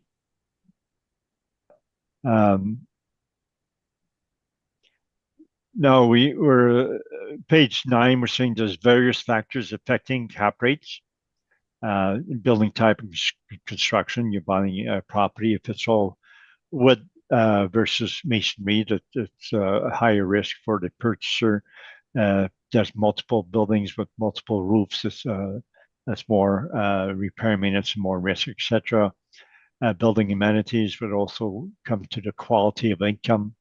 So the cap rate measures the risk and the quality. And the age, naturally, the older the age, usually the older it is, the higher the cap rate. The condition also. The low quality, etc., would increase the risk. Low parking would mean if you have low parking, you have a lower quality tenant to start with, because then your tenant have no cars. So it's a lower quality in tenancy and makes it harder to rent also. So therefore that goes to the quality of income and the potential you have in the future. So you can't spend too much money renovating when you have small suites and low parking, because the market won't pay for that, because that would be a major deterrent. So that you can only renovate up to a certain point. Same thing with the suite mix. If you have a lot of bachelors, etc., it's a lower quality tenant, lower quality suite, less chance to improve the property on the upside. Size of the suites is also that no matter how much money you spend on it, you still have tiny suites, so that still affects the cap rate and your potential income, etc. And number of suites, it does affect the risk, and similar to the assessor. The more suites it has, the higher cap rate they use. We tend to agree to the principle up to a certain point. So the bigger properties over 100 suites, etc., would be more professional, be more likely to have to follow the mortgage rates, etc., and be more knowledgeable. And the lower number of suites may impact the cap rate on the lower side. And actually the external factors may location. So the properties in poor locations usually would have higher cap rates. To page 11, we have a summary of our cap rates, and we have 6 properties. We show the properties at 345 Talbot, 6.48. Maryland, which we have similar to the assessor, but we use a sale in 2023, whereas the assessors was in 2020. Some 3/8 same areas we're using at 5.26 cap rate. Shows on the comments, various subgrades in 2018. 100 Maryland is shown also with some remarks. And 150 Hendon, we've gone through it in our rebuttal. And 259 McPhillips, both cap rates used by the assessor and Altus. And those are large properties. And these would be really good comparables to show professional people, knowledgeable people buying and selling properties. So those 2 properties, 150 Hendon, built in 1972, is 5.42% cap rate. 2390 McPhillips, that was a new property, 2015, 5.59% cap rate. Those are using actual rents at time of sale and or market rents, in case of 2290 McPhillips, and we're using the actual rents that the purchaser had right after purchase on that. Then we have our calculations on each of those particular cap rates. Now I don't want to spend too much time on those ins and outs. The 2 that more important is 150 Hendon, which is on page 19. Then we have similar information, similar to the assessor, except we use the rents of some 12, which on the remarks the vendor applied for above guideline rent increase with RTB. RTB were effective June 1st, 2021, the date of possession. And that's what we use. So there's our main difference with the assessor. They use the historical rent. The historical 2020 was 596,000, but at the time of sale it was 712,000. So we don't think a per sure vendor would be using that old rent when they had an application at RTB at the time of sale, and that they had approved those rents at 712. 2390 McPhillips, shown on the next page, page 20. It shows the rents there. The historical rents, 1,445,000. We use 1,649. The average rent was 1339 per suite, the actual, which was below market. There's a large increase after market. The average Shimichi rents from 2010, from about 2020 data was much higher. And we're using the 1,649 as the rents that the purchaser had at the time, right after purchase. Other remarks, it says rent in place at the time sale below market. Difference between Shimichi pro forma rents was 104 and 184. That's basically on Shimichi. You have ensuite washers. And so we use the, I believe here we use the actual rents in place at the time. And then page 22.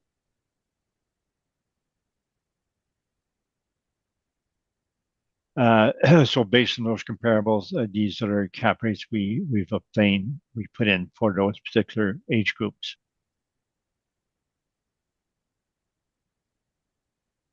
Then we have all the Colliers reports, etc., and the background data for each of the sales following in the appendix. And that's my submission on the cap rate. Thank you very much.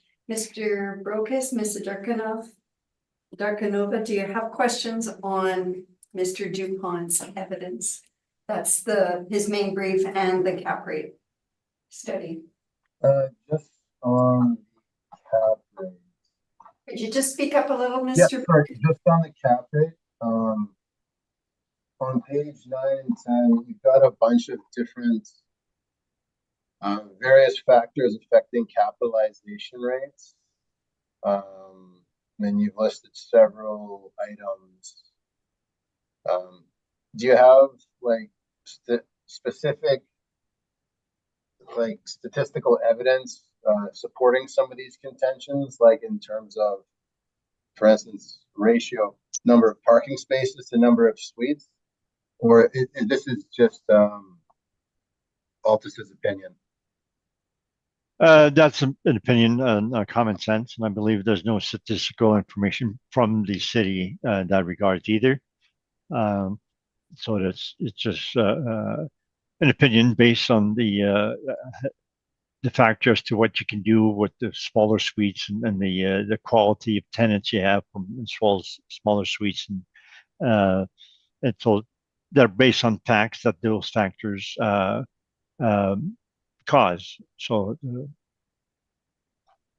okay, you know what? I think we'll just to avoid repeating ourselves, we'll just present our rebuttal to the cap rate study, because this is primarily a cap rate argument.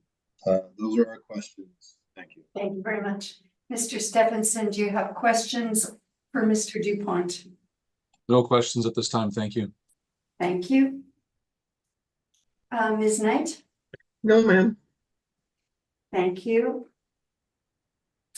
And I do not have questions. So Mr. DuPont, your rebuttal evidence that you presented earlier in detail, it also stands for this property? yes, it does. Thank you. Mr. Assessor, Ms. Assessor, do you have additional questions on that rebuttal evidence that you did not raise earlier? No, we'd just No. like to present our rebuttal. Okay, when we're done with questions, Sounds good. Will. Mr. Stephenson, do you have any questions on the rebuttal evidence that you might have, on Mr. Dupont's rebuttal evidence? No questions, thank you. Okay, thank you, Ms. Knight. No, thank you. Okay, all right. Ms. Assessor, you can present your rebuttal evidence now.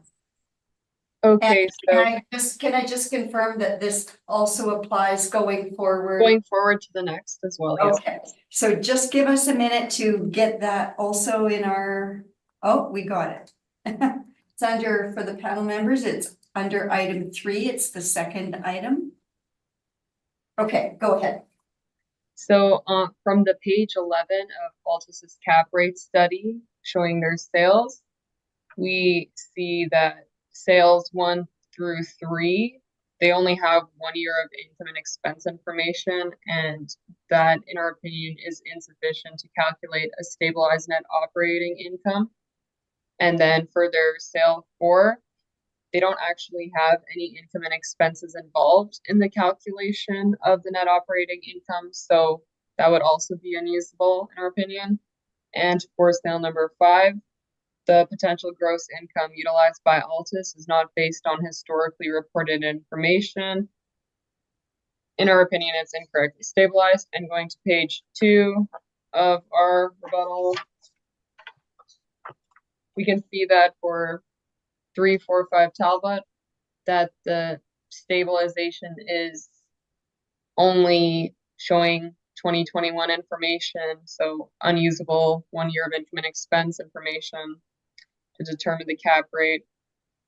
And it says Altus's calculation average rent levels are inconsistent with rents reported in the prior year. Going to page 4 from 677 Maryland. Again, 1 year of income and expense information is presented here. So we think that is insufficient to determine a cap rate. And the average rent levels are inconsistent with rents reported in the prior year. Going to page 6 for 738 St. Mary's. We have, again, 1 year of income and expense information, and that, in our opinion, is insufficient to determine a cap rate. And the calculation average rent levels are inconsistent with the rents reported in the prior year.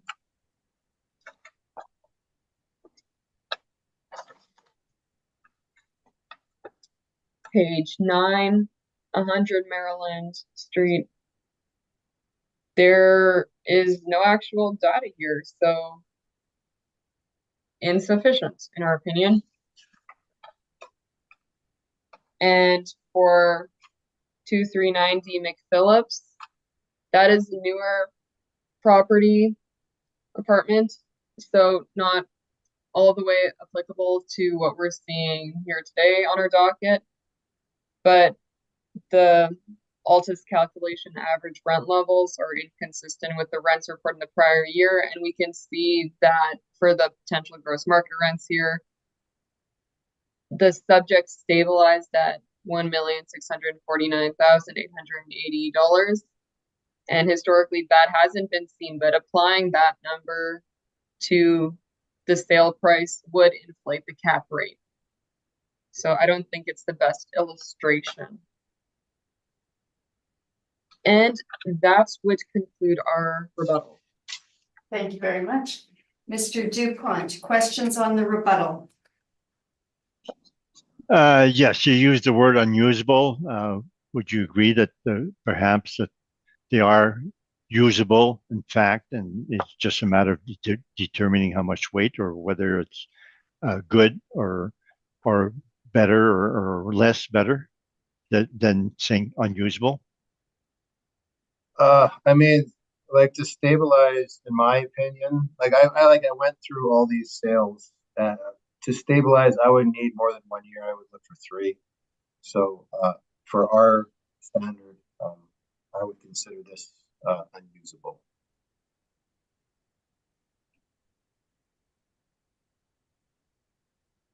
And are you saying in case Hendon and McPhillips that you should only use historical rents and disregard market rents?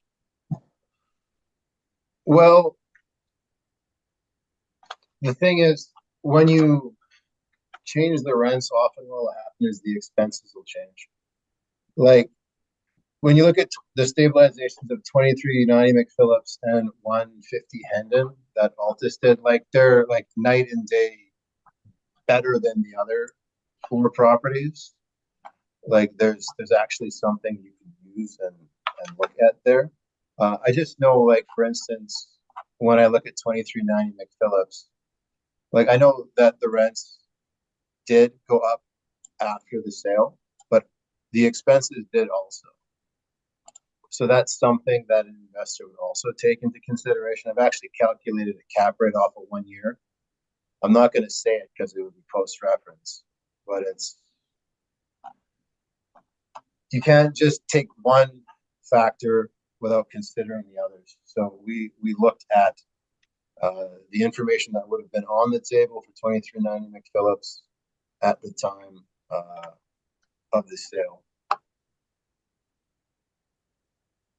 And are you saying in 2390 McPhillips that they raised the rent over $250 per suite, that they had in fact to do some renovations to get that, or it was a brand new building, virtually brand new? It was virtually brand new. So they're not constrained by rent control. So that's something that, yeah, they could do, and the rents did indeed go up, and so did the expenses. So would you agree that it was not necessary to increase the repair and mandatory expenses in order to get those high rents right after purchase? I mean, I don't have that workup in my brief. I do know that when I did the 2021 stabilization, that the expenses went up quite a bit, and it was a sub 5 cap rate when looking at that 1 year in isolation. 1 year. So you're saying that some of our cap rates can't be used because they're 1 year. But then you're saying you want to dispute McPhillips because of 1 year. No, what I'm saying is if you're going to look at things like the rent collected after the sale, you'd also have to consider the expenses after the sale as well. It's a bundled deal. And we're simply doing our calculations based on the information leading up to the sale date. Would you agree that according to principles, the appraisal and the assessment, that you calculate the rents, market rents at the time of the valuations, and you don't have to forecast what the expenses would be in the future? You stabilize expenses in the normal way and just plug in market rents. Isn't that the normal way to do it? The normal way to do it, from what I've seen, is to use, the rents occurring, leading up to the sale, the figures that would be on the table at the time. And looking back historically, that's where the city, me and Altus differ in terms of their calculation of effective gross income for this property in particular. I don't think they broke out the CMHC October 2020 tables when they were coming up with the sale price. You would think that a knowledgeable purchaser would not be looking at the CMHC rents and say this property is renting at 1,300. It's a new property, and older properties are renting at that amount. They would not do their homework and see what the market rents would be. They would not even look at CMHC. Is that what you're saying? No, I'm putting more weight on what they actually collected ahead of time. And, you know, if they, obviously they're, especially a property of this size, they're gonna be well-versed and knowledgeable, parties involved. They would also, you know, forecast the change in expenses, like the management's gonna change at 5%.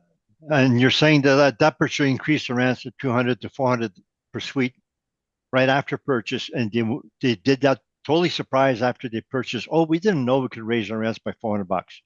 Is that what you're saying? That they would have been totally unaware they could raise the rents? That's not what I said. Okay, but you're saying they would not be looking at CMHC or market rents. Not in isolation without also considering a change in expenses. That's all questions I have. Thank you.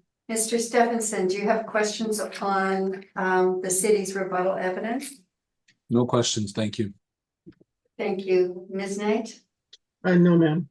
Okay, thank you. I have no questions either. Summation, Ms. Idarkanova?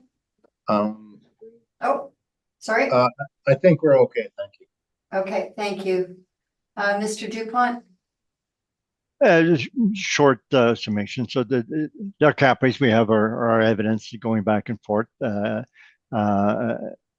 for the individual comparables. But one of the principles the assessor has for smaller properties that go with a lower cap rate, and this one's an older property, and they have a 4.95, and they have no statistical evidence to indicate a property of this size should have a premium in that cap rate, and one they would give 5.7 for if there were larger properties like they have here today.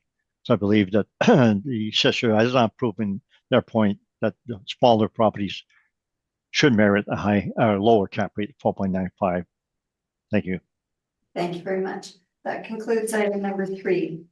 Okay, so we're not quite halfway through our agenda. We still have 4 more to go.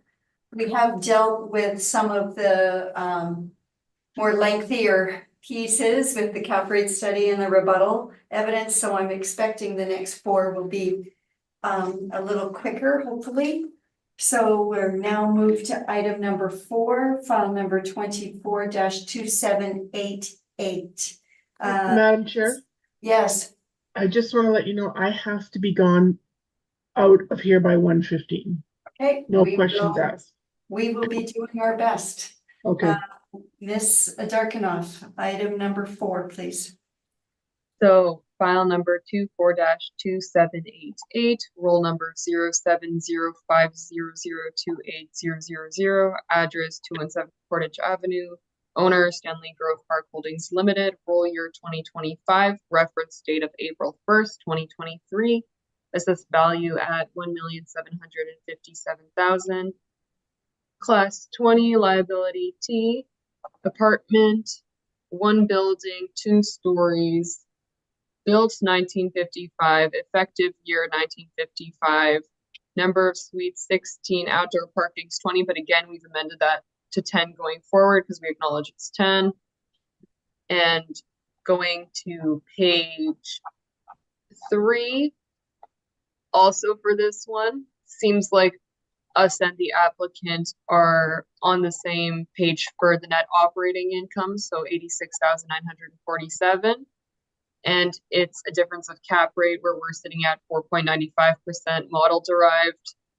And that gives us our estimated market value of $1,757,000. And the market value per suite is $109,812. Page 4, we have comparables. So year built ranges from 1952 to 1974. Also got a range in the gross floor area from 655 square foot on the low end to 950 square foot for the higher end. And you can see that the average monthly rent also ranges from $888.64 on the low to 1,371 on the high end. So page 5 and 6 is the cap rate evidence that we've been making reference to for this entire docket.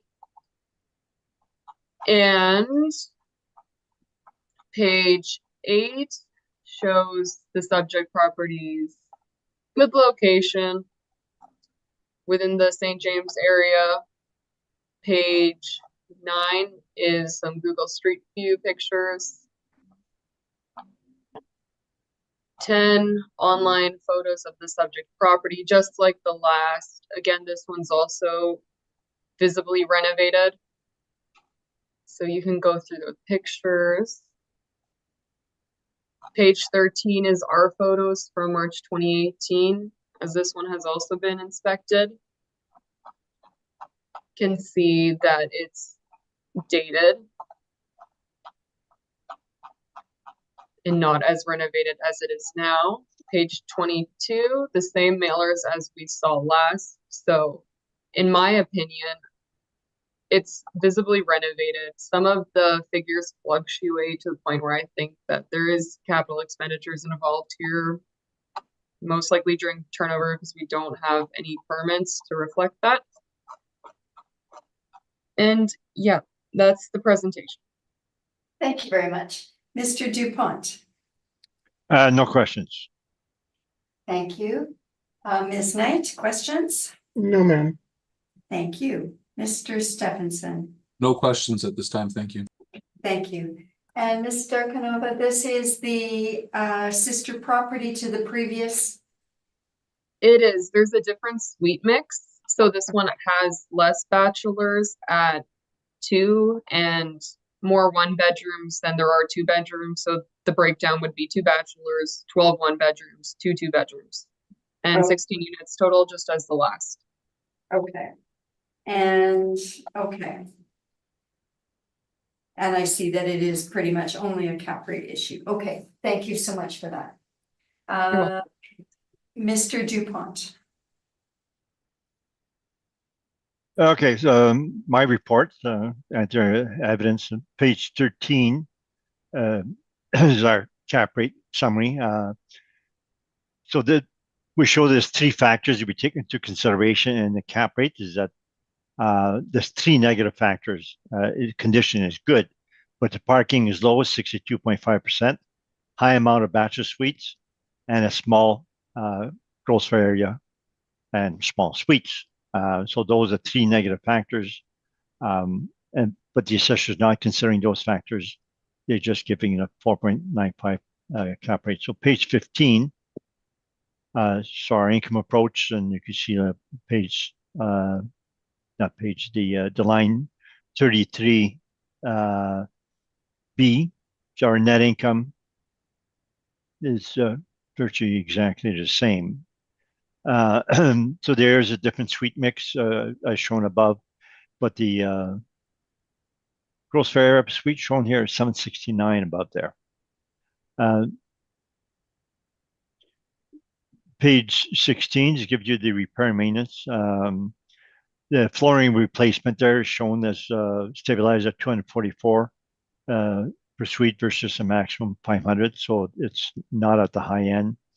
The one thing that we did max out is the painting.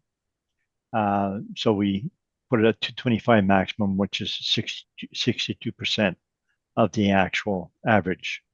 So that part of the way Globe does that is they tend to repaint their suites before to renting. So they tend to spend more on painting than maybe other landlords do. But that's reflective of the rents that they can get by doing so.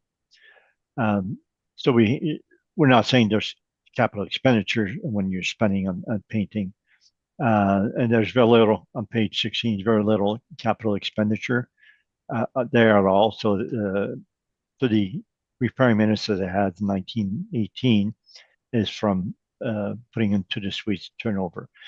And you can see the counters, cupboards, and carpentry is also relatively low at 125 per suite.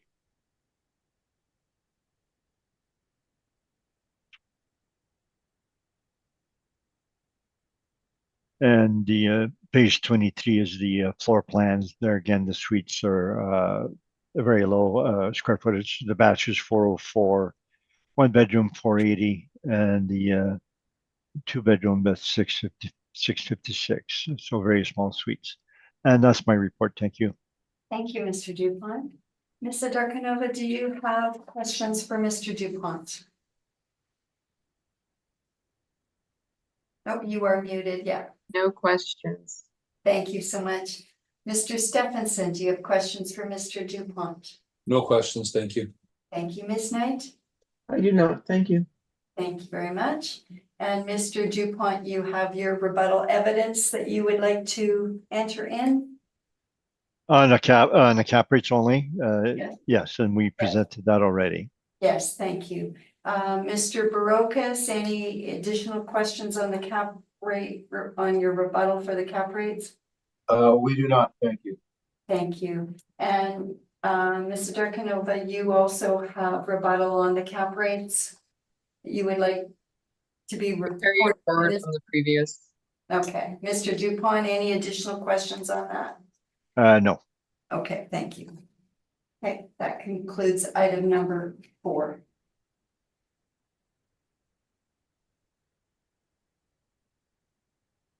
Item number 5.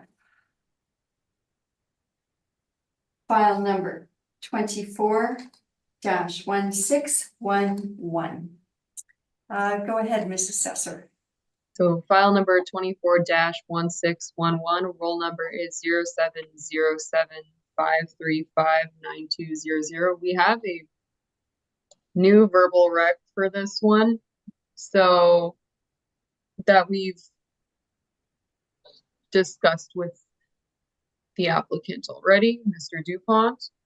So we have a value of 13,036,000, and the workup for that one would be with an effective gross income at 2,281,428. And Should we be looking at a specific page? I know you said it was new. it's a verbal rec. Okay, It's amended.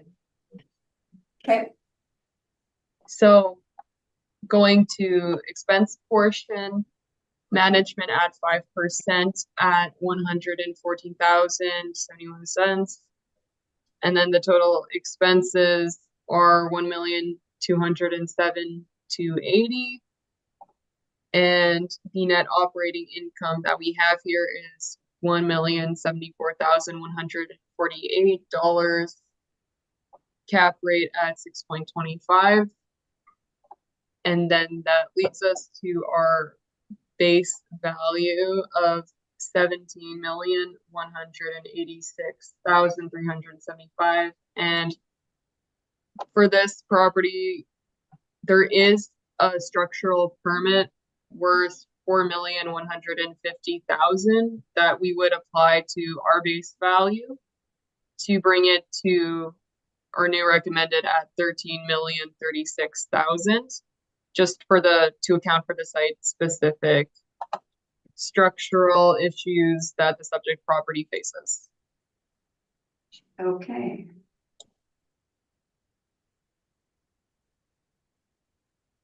Okay, so I did miss some of those numbers. If you could repeat them for me. Yeah, EGI is 2281000. 2281, the EGI, and then after the 81, 428. So $2,281,428. Okay, thank you. And your expenses 1207280. Yep. Correct. Your new NOI. So sorry, I've now made a mistake on this one. Could you just give it to me again? 1,074,148. 148. Okay. Capped at 6.25. Correct. And your resulting value is $13,036,000. Yes. Okay, thank you.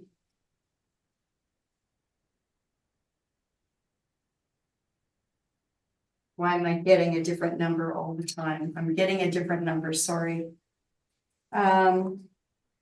Okay, but that is your new one. All right, Mr. Dupont, do you accept?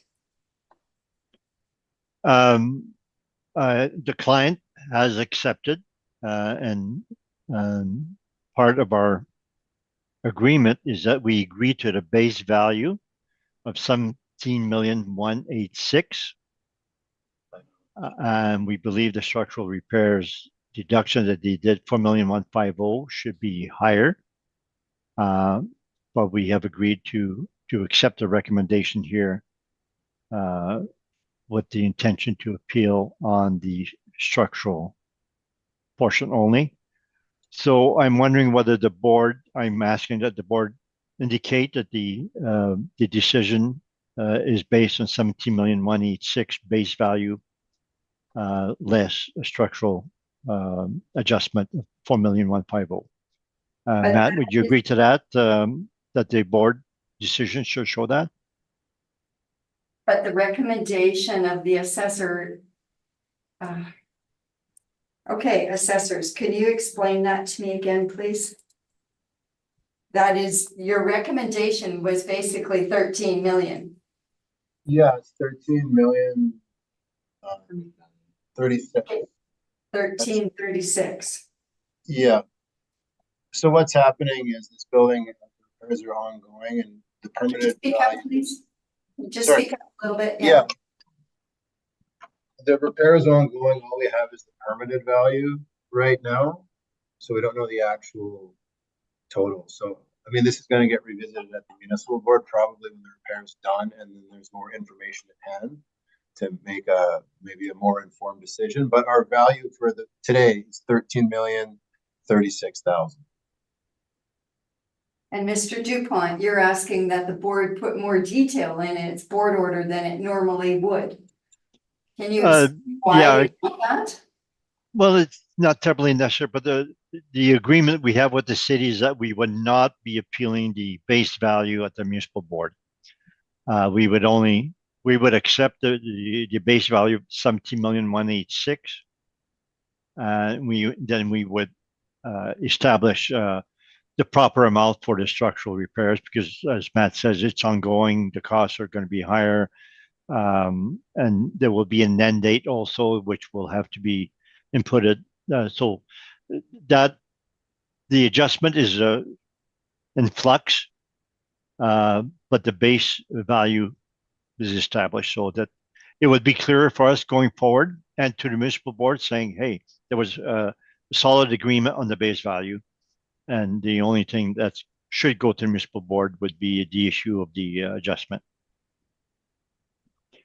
Yeah, controlling the board order. If Matt is okay with that, or Alyssa, if they don't think it's necessary, then you can just show the 13,036. Okay, we will take your position under advisement. Thank you.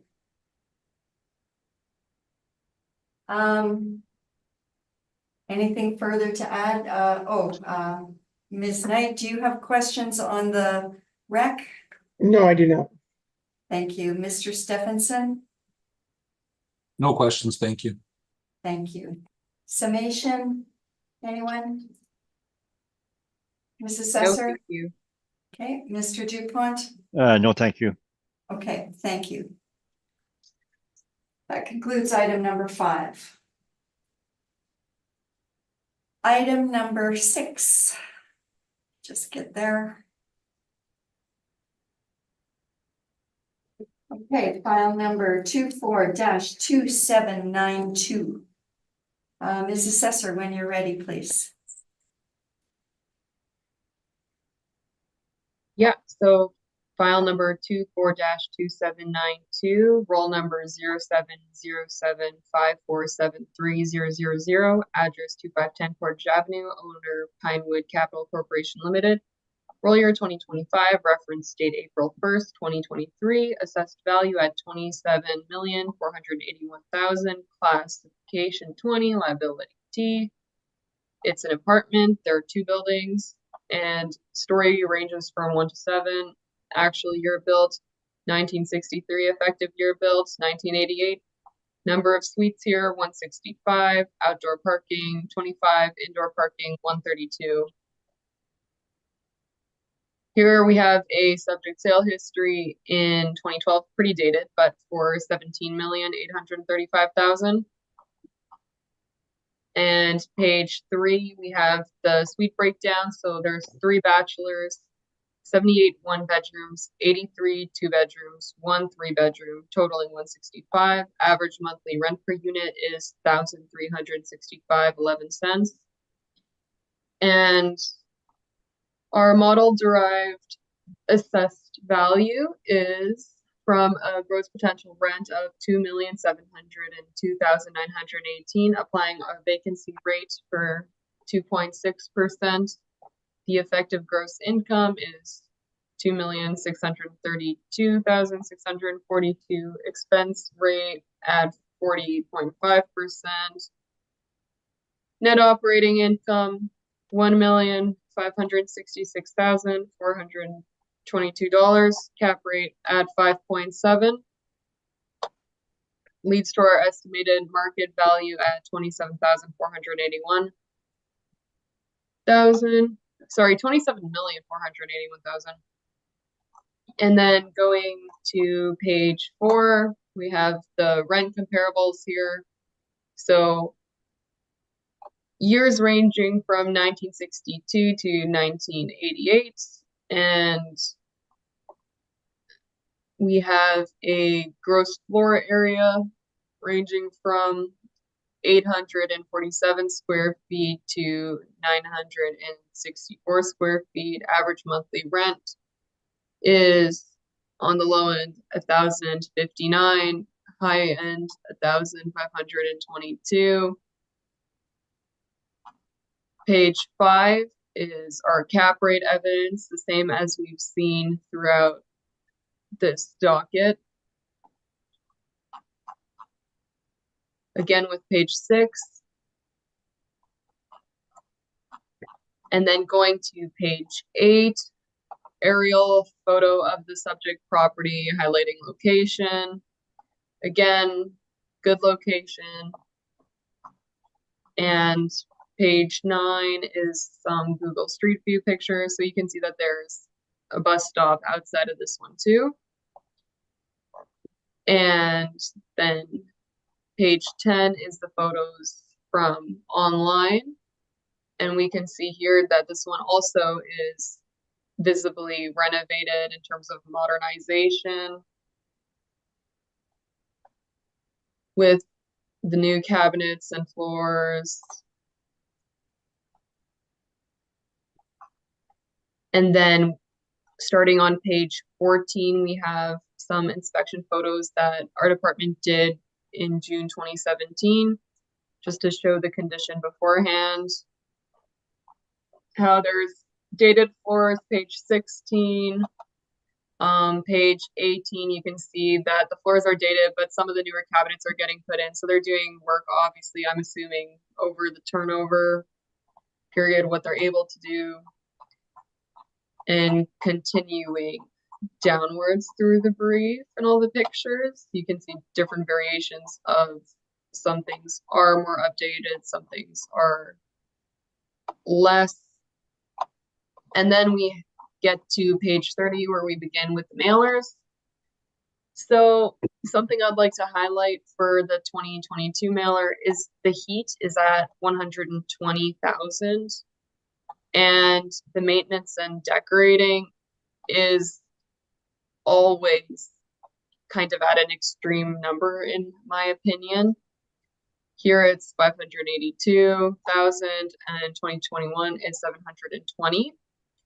And something that I would like to point out, if you follow me to page 34, so that would be a mailer from 2010. That would be before the purchase. So we can see that there is a repair and maintenance here at 235,000, which is, I think when I calculated it, was sitting somewhere at around, just estimating, 1,400 per unit. And if you scroll up a page, you can see the immediate jump once there is a new owner and new management in place.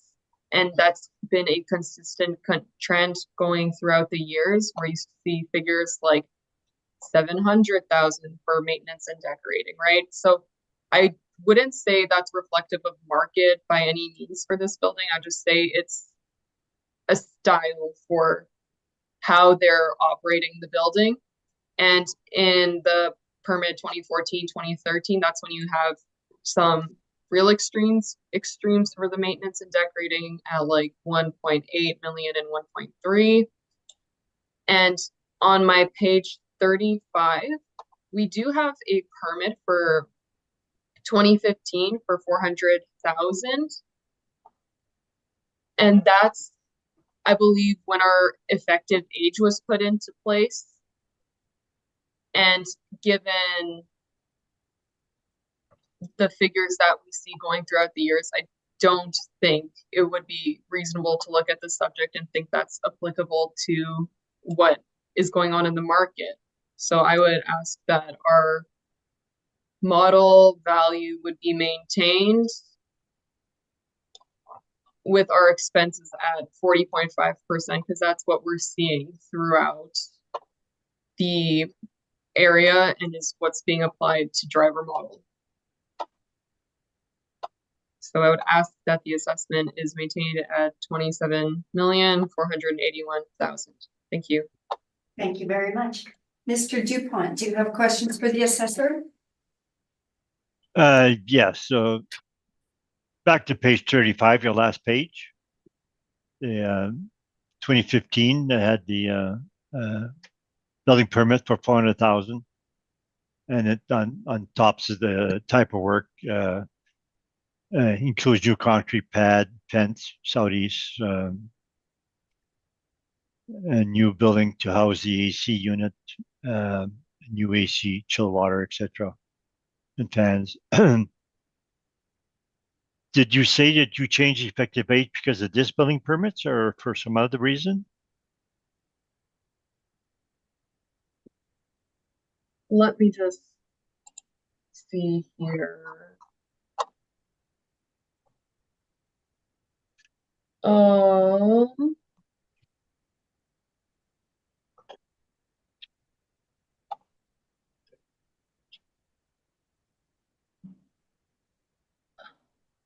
Sorry, just give me a minute.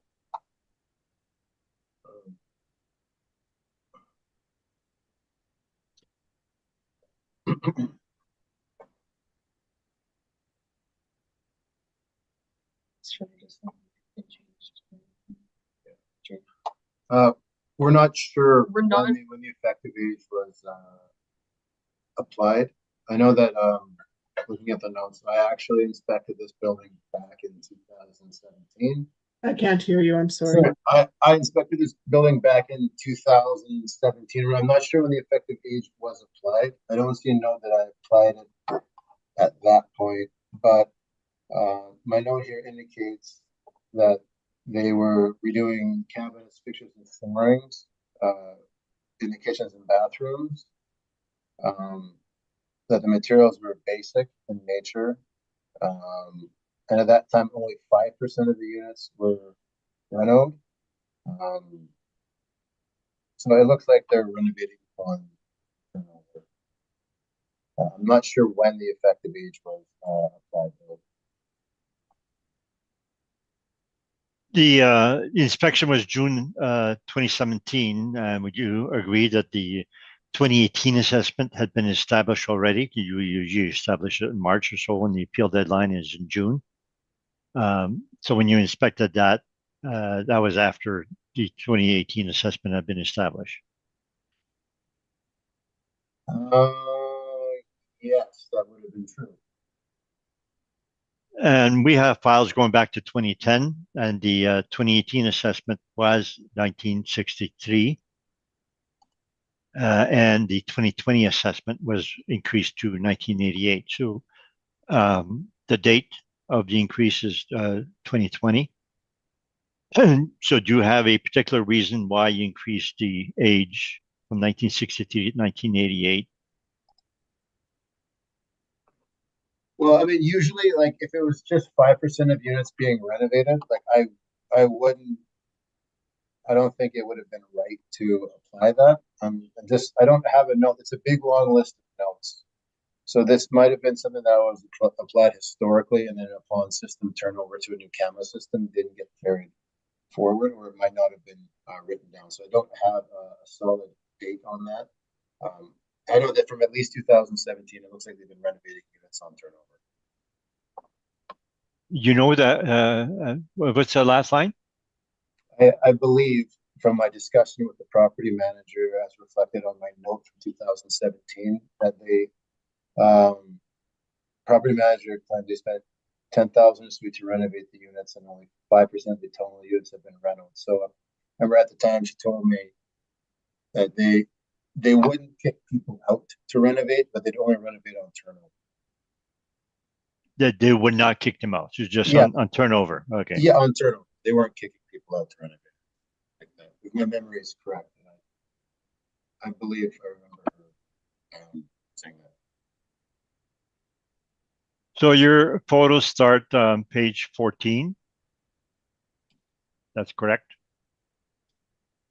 Let me just confirm with you. Of the inspection in Yeah. 2017. That's correct. And page 16, it shows it's oak parquet floor, so that's an old type of flooring. You Yes. agree with that? And then page 18, it appears to be new cabinets there already. Yeah. Now the page 18 has a nice vanity here. And the next photo, page 18, is oak parquet again. Oh, yeah. That's Yep. an older type flooring. And then I guess if we skip to 24, it's got oak parquet again. Yes. And the cabinets are kind of white, which is likely replaced over the old ones, which used to be mahogany, so that these are considered new or more modern. No, this would be one of the, at the time, would have been the majority of the units that wasn't renoed. Maybe they painted it. But when you compare the kitchen on page 24 to the kitchen, I believe it was on page 17. The one on 17 has been replaced. The one on 24, rather 18, was original. Anyway, so page 25, you still have the old flooring, oak parquet. Yep. Page 26, oak parquet. Yep. Page 27, the old pedestal sink. So they have not replaced the vanity with a vanity yet. This was one of the, I looked at unrenovated units as well, and we wanted to put that forward as well. Page 28, the old pedestal and oak parquet, so it's unrenovated. Mm-hmm. Page 29 had the vanity, but that part is renovated, but the oak parquet on top is not renovated. So the 2017 photos you stated was 5% with the suites renovated or change of flooring, which is not necessarily renovated in my opinion. But that particular inspection would not have resulted to increase in the effective age itself. Yeah, I didn't, well, not enough of them were done. They're just kind of getting started. So if we're looking at a physical 8 years down the road from that, I mean, one would assume that a higher proportion of the units will have been renovated. I can't say when we put the effective age on. There's a big long list. So unfortunately, I don't have that information. Okay, so we'll go to their page 3.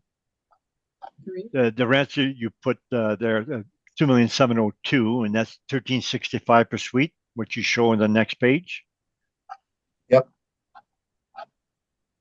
Now, if you go to page 30,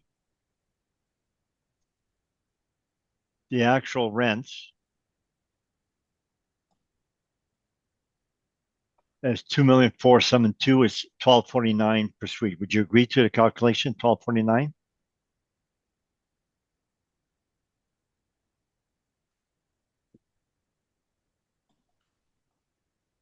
So, sorry, you're talking about the 22,422,000? Yeah, the furnished rental potential rents before vacancy for 2022. So that rent, potential rent is in fact 12.49 per suite. You would agree to that? Well, I mean, if you're looking at a site-specific basis, we'd be looking at like all income streams as well. So I would be more inclined if I was to go down this road here, to use the 2,550,000. Sorry, you need to speak up. I'm sorry. Yeah, I'd be more inclined to use the 2,554,755. But because it looks like they're in the process of, renovating on turnover, pushing the rents, that perhaps there's a higher amount of units that are renovated as of January 1st, 2025, than what the physical 2022 year would reveal. So that's why we're not going with the actuals, we're just going with the model. Because, And sorry, go ahead. You come up with a figure 2,575,000 versus your rents of 2,702,000. So you making a recommendation to decrease the rents now? No. So where did you come up with 2,575,000? Is that a mistake on your part? I didn't say 2,575,000. It says 2,554,755 in 2022. But it appears that this property is, they're renovating upon turnover. So the physical asset year end 22 isn't the physical asset that we're looking at January 1st, 2025. So I'm not going to tie the income producing potential of the physical asset in a month and a half to a building that doesn't match with the building that existed in 2022 when they're spending a lot on renovating on turnover. So we just went with the model. I would be more inclined if this maintenance and decorating was sitting around something more typical, like 1,500 a unit, to make that sort of adjustment. The evaluation date is April 1st, 2023, and normally virtually every property that comes here, you use a 2022 revenue and expense. In this particular case, your rents are way off. You're using 1365 versus 1249. Should you not be using the actual rent at 1249? If they were not fixing up the units to push the rents beyond the reference date, because our physical reference date, not financial, is January 1st, 2025. So I would be more inclined to agree with you if the maintenance and decorating was normal and the condition of the building would be, for lack of a better word, stagnant, but it's not. So you're assuming the property will be improved and the income will be improved over what is known as of April 1st, 2023. Well, I mean, historically, when you look at like what they're spending, it doesn't line up what we typically are receiving on a repair maintenance basis from other buildings of similar vintage. Would you agree that you do not treat any of the properties here today based on that assumption that they will continue to improve and by 2025 will have higher rent, and that you virtually never do that? And now you're saying you should be doing that. Would you agree that it's not normal procedure whatsoever? That's not what I'm saying.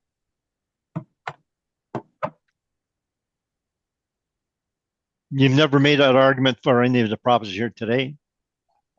Would you agree that you never stabilize based on a revenue and expense different than the year before the reference date, 2022? Is not the normal to use 2022 and the 5 years prior to determine your revenue and expense? Here's an example. Say there was 2 buildings on this property and one of them burned down. I wouldn't just consider the revenue from April or December 31st, 2022, if one of the buildings burnt down in April of 24. So because we're aware that they're renovating over turnover, they're spending 3,500 a unit on repair and maintenance. I'm not going to a la carte the income in and ignore the fact that they're spending more than double of what the comparable market apartments are who aren't fixing up the units to push the rent. So we're going with the model. Okay, we'll leave that alone. So page 4. So you have 4 comparables, and subject is shown as built 1963, effective age 1988. And the first comparable, 200 Ronald, actual age 1967. And you come with to the last column, line is 1522 rents. It has higher rents, yet it did not change the effective age. Would you agree that this is inconsistent to have a property with lower rent? Well, actually, the rents for subject is not 1365, it's 1249. Would you agree it's inconsistent for you to have changed the effective age for subject, but not for Ronald? I mean, I would have to go inspect Ronald to make that determination. We're just simply reporting what they reported to us. And the 299 Queen, it's 1988. Is that an actual age or an effective age? Let's look that up. But it would be helpful if we had that column for sure in our briefs.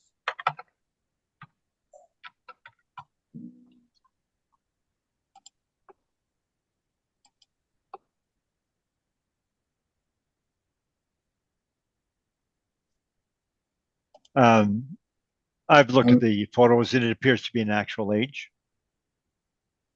Okay. To Or 235. no, sorry, it was actual year built 1978, and it's got a 10-year effective year built on it. So a small effective age on it. Okay. 2235 Portage. We have a file on that. We have an actual age 1952, and the 1974 is an effective age. Would you agree with that? I'll double check, but I'll take your word for it. 2440 Portage. We just had this property, 1962 age, and it has not been changed in the effective age. You would agree with that? Yes. I take your word for that as well. And, double check. Okay, so 200 Ronald, that's a Globe General property, and similar to all their properties, they do a lot of turnover work on their properties, and they keep them well maintained. So would you agree that the condition of that property would be similar to the condition in 2510 Portage subject? Well, I mean, I haven't inspected or don't have any photos, so I can't confirm that statement. Okay, the rents that you obtain at 1,522, we have the rent roll, and that's the rent prior to discounts, and the actual discount is $254. Can you confirm that you checked the rents on that to see whether it was before or after discounts? For the subject property? No, for 200 Ronald. For 200 Ronald? No, I don't have that information. The line that says 2-bedroom units. So the subject has 50% 2-bedroom units, 83 out of 165. 299 Queen has 125 2-bedroom units out of 165. So it comes at 76%. So would you agree that it's superior based on the suite mix? In terms of the income generating potential, a higher proportion of 2-bedroom units. All things the same, they'll get higher, there'll be an ability to get higher rent. Whether that's what the part of the city demands. It can vary, bachelors maybe are worth more downtown than they are in the suburbs, you know what I mean? But I would say overall, probably 2 bedrooms are a bit more attractive than a 1 bedroom. Get more rent for it. So basically comparable number 2, 1187 rent, a lot higher number of 2 bedrooms, that would indicate a downward adjustment for the subject. Would you not agree to that? No, I will not agree with that. I think the subject property is in a great location. It backs on to the river, whereas 299 Queen, it's in a busier area between Queen Street and Route 90. There's more than one factor that comes into. Okay, but the Right. one factor by itself, the suite mix, would indicate a lower rent per suite for a subject to other factors changing your comparison. Would you agree to that part? Well, yeah, I mean, 2 bedrooms if there's 2 buildings right next to each other, which these aren't, the one with more 2 bedrooms is going to be able to get more rent unless the market in that area specifically, the people want 1 bedrooms and bathrooms. Okay, comparable number 4, number of bedrooms. I have 139 out of 171. That's 81% of the suites are 2 bedrooms. So would you agree that the rents that they have, 1125, would require a downward adjustment to compare the subject, which is much less 2 bedrooms?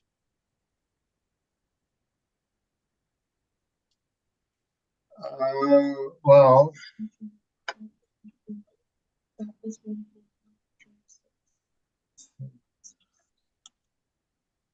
yeah, I mean, like these 2 are close to each other. I would say, yeah, I mean, that comp 4 might be suggest a lower rent for the subject property, given its proximity. Yeah, I can see your point there. Okay, the third comparable to 235 Portage, it has 49% 2 bedroom, so virtually same suite mix as a subject, but the rent is 1,059. So would you agree that that does not support a rent of 1,365 for the subject? I mean, the gross floor area per unit is a bit smaller, so I would, without having inspected it, I'd agree more with that contention you're making for comparable 4 than comparable 3.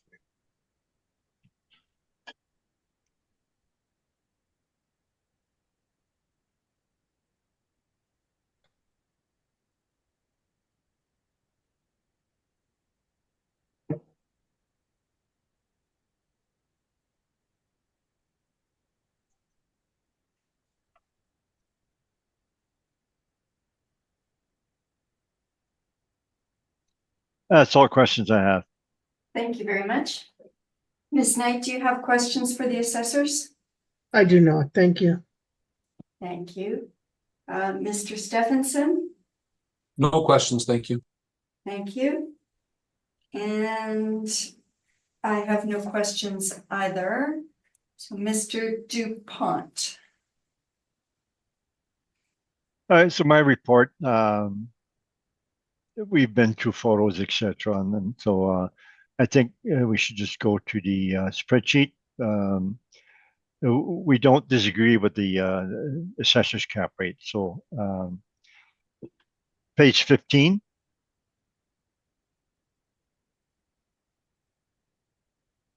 We disagree with the assessor's effective age. I don't think it's warranted. There's nothing. There's no statistical information, no information to show that 1988 is a proper age versus 1978 or 1980 or 1963 even. So I disagree with that. And part of that is in their formula to establish the rents.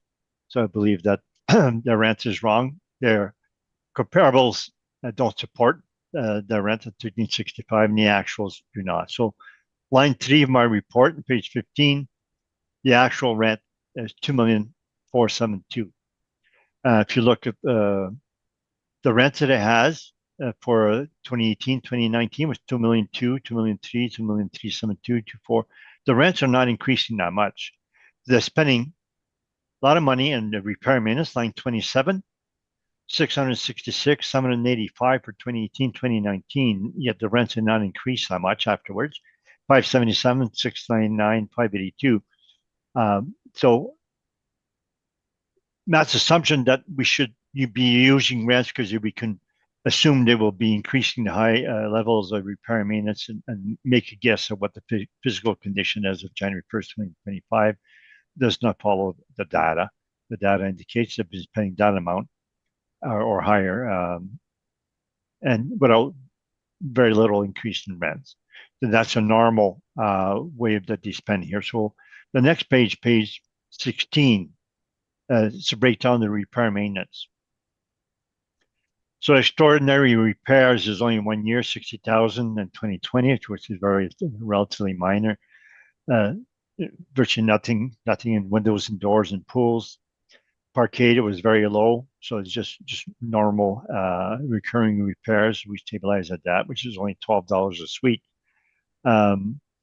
General building, the lump a whole bunch of stuff in there. We use 50% of that to stabilize, and that's quite consistent through all the years. Flooring maintenance, we stabilize $93 per suite per year, which is relatively low than the replacement of flooring is $472, and based on the 8-year basis, the cost of flooring it would be $500. So they're replacing at a rate of 8 per year, at a rate of 8 years, which is relatively normal, just below the maximum. Appliance replacement, it's higher than the max that we allow, 225. So we max it at 225. And we also max the painting at 225. And there again, that's a Globe General, and they tend to repaint the suites every time there's turnover. So they tend to do that more often than other managers. So that's mainly maintenance style. But we still max it out at half of what they had, about 49%. But that's what is necessary to obtain the rent that they're getting. In red are the years where they're higher, all aligned with the other years. So we've excluded 2 years of electrical. In our stabilization, plumbing, we excluded 1 year, 2021, and pest control, we excluded 1 year. It's not that high, 10,000. It's not that high for property 165 suites, but we still excluded it.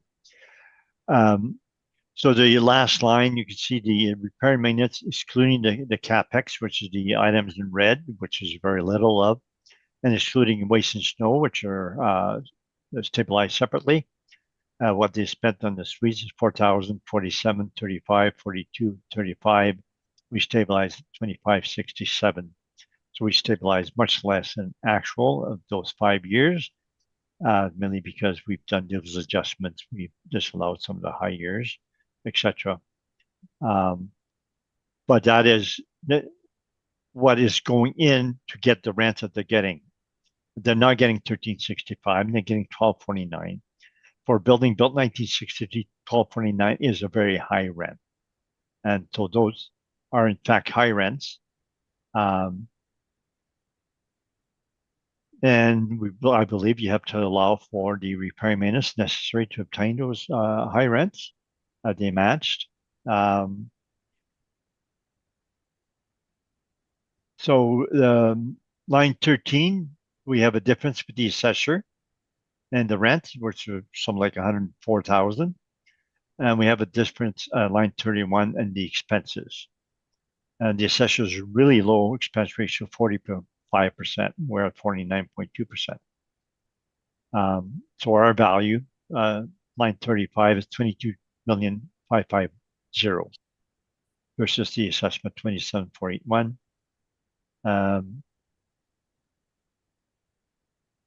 It's my report. I would like to give verbal rebuttal on his cap rate, which I Okay, alluded to in the cross-examination, but I should make it more official, make it a verbal rebuttal. sure. We will deal with the rebuttal after we have questions on your evidence, okay?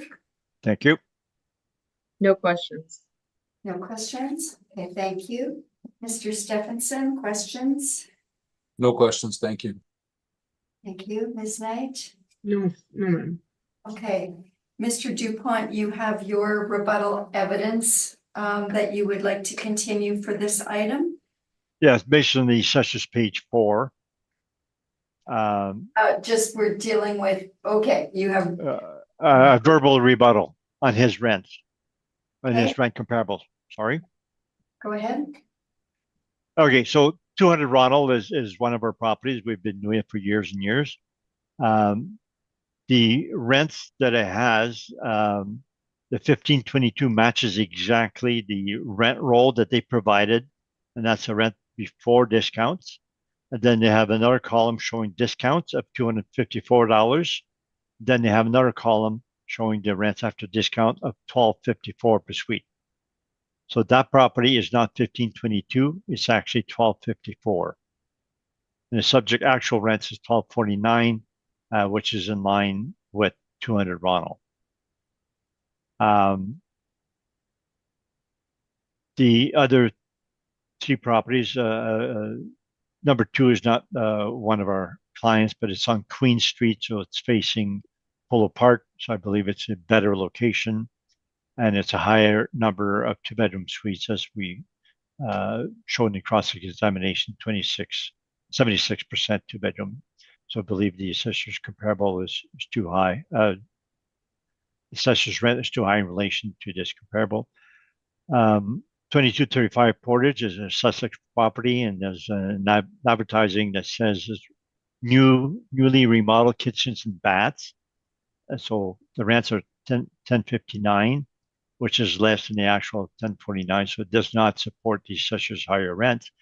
And also, it was remodeled kitchens and bathrooms, so indicating that the rents 1365 does not make any sense.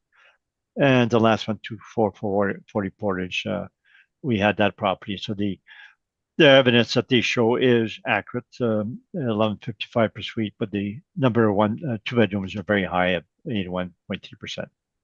That's my verbal rebuttal. Thank you. Thank you. Ms. Assessor, No questions. thank you. Mr. Stephenson, No questions, thank you. Ms. Knight, No, ma'am. thank you. And Mr. Dupont, you also had the rebuttal to the cap rates that you would like entered for the property? Yes. Okay. Questions on that, Ms. Assessor? No questions. Thank you. Mr. Stephenson, No questions, thank you. thank you. Ms. Knight? No, ma'am. Okay, and Ms. Assessor, you also had rebuttal evidence to the Altus cap rate study that you're applying to this property too? Yes. Thank you. Mr. Dupont, questions on that rebuttal? No, thanks. Thank you. Mr. Stephenson? No questions, thank you. Thank you, Ms. Knight. No, thanks. Thank you. Summation, Ms. Assessor? No. Thank you. Mr. Dupont? No. Okay, thank you. That concludes item number 6.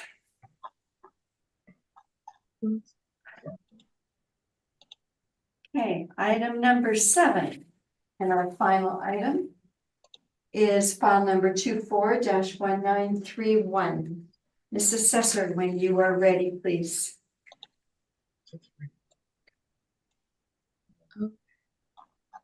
Yeah, just give me a second here, finding it. So file number 24-1931, roll number 070701312000, address 2600 Portage Avenue, owner Latco Company Limited, roll year 2025, reference date April 1st, 2023. We'll be doing a verbal rec on this one. And for that, we are going to use the applicant's EGI or the applicant's NOI at 318,439, and with our cap rate at 5.3%, and that would bring the value to 6,008,000. 6,000,000 and what? 8,000. 6008. Yes. Okay. So again, that's the applicant's NOI of 318,439. Yeah. And our cap rate is 6008. Mr. Dupont. I don't accept. Thank you. Ms. Assessor, you can proceed then. Okay, so this is an apartment with one building on site, 8 stories. Actual and effective year is 1972. Number of suites at 56. Outdoor parking 61. Page 3, we have the suite breakdown at 42 one-bedroom, 14 two-bedroom, totaling to 56. Average monthly rent per unit before the rec is 1,018.52. And I guess we've replaced this part with our recommendation. And then going to page 4, we have comparables. Effective year built from 1972 to 1974. And then we'll be moving on to page 5 and 6, which we've discussed previously as our cap rate evidence. Going forward to page 8, demonstrate subject property's location in the neighborhood. Page 9, some Google Street View pictures. So you can see there was a bus stop out front of the apartment as well here. And then page 10, we have the snapshot of the exterior, and just it highlights the amenities and the area. And then page 11, 12, 13, 14, 15, 16 is of the financials. And then page 17 is some very small valued permits that I don't think is necessary to get into much detail today. That's the presentation. Thank you very much. Mr. Dupont, questions for the assessor? Yeah, based on your comparable rents, etc., that you have, would you agree the subject is relatively normal rents, normal condition? I mean, without inspecting it, we don't have any, Can you just speak up a little, Mr. Brokus? without inspecting it, we don't have any indication that. Still can't hear you, sir. We don't have any indication that the place has been renovated. So, I mean, what we've done is we've adopted the applicant's workup. We reviewed it, and we're applying a 5.3 cap rate to it. You would then agree that you're not giving any premium on the cap rate due to other factors like condition or renovations or anything to that effect? No, just a model 5.3 cap. Would you agree that part of your models, you the 56 suites would be on the low end of the cap rates, and you would get higher cap rate if you had 75 suites or 100 suites. The lower end in terms of the general apartment universe in Winnipeg, I'm not sure. It seems like I wouldn't say it's small, but there's definitely ones that are much bigger. Oh, no, I'm saying in regards to your own policy for your cap rate, for your model cap rate, would you say that your model cap rates would have higher cap rates for properties with 75 suites or higher, or even higher when it's over 100 suites? I don't have like a cutoff, but if this one was like a 10-unit building, the cap would probably be lower. And then for more suites, it would be higher, right? It could be, but I think once you get to a certain point, they probably all fall into the same bucket where the institutional investor would be the only ones bidding against each other because the price is just too high. Right. So the value of 5.7 or 6.8 million would be on the high end. So that would be the more of the professionals, the people with the money and the financing. That would be the buyers. Yeah, on an overall market value per suite, I think 120 per unit would be kind of typical from what we're seeing here with the department. That's all questions I have. Thank you very much. Mr. Stephenson, do you have questions for the assessor? No questions, thank you. Thank you, Ms. Knight. No, ma'am. Thank you. And my only question is, why was the recommendation made? Did you do site specific on this and see that your model wasn't quite working, or can you just give me a little bit more information? Yeah, absolutely. So, I mean, like doing like a review, like we don't always agree with the stabilization that the applicant makes in terms of net operating income. In this instance, I happen to agree with the net operating income. I think the model is off to an extent where an adjustment is warranted, and that would be my reasoning. So is it around the expenses mostly, or Yeah, what triggered it? yeah. Okay, so I mean, now we're kind of talking about his workup, but he's gonna No, come. just The general, generally. yeah. just Okay, so the repair maintenance looks normal, like it's not in flux, like the place has been being renovated. You know, a model, like a market, like ish 3% vacancy was applied, and the rent, the potential rent that's being applied in the stabilized column reflects 22 closely. And again, doesn't seem like the property is like in flux or anything like that. The utilities look like they're operating the way they were stabilized on a normalized basis. And Your mic is towards your right. When you turn your head left, we can't hear you, but when you okay, turn your head right, we can hear you. Sorry. let me put this spreadsheet over here then. Yeah, so I think that I don't disagree with the work that Henry did for net operating income. It's just cap. Okay, thank you so much. Mr. Dupont. My brief. Yes. Go to the page 14, the cap rate. So based on our cap rate study, built 1972, in that age group, we have 5.5 to 6.25. So we're going to 5.5. We're going at the low end of our cap rate study. And the page 16 is my revenue and expense. So that we line 3, we're actually using a bit higher rent than the assessor had. What I think the big difference here is the expenses. Line 32, we have 55% expenses. The assessor at 45.9%. And under comments there, it says city expense ratio for sister property at 2610 Portage. The same owner,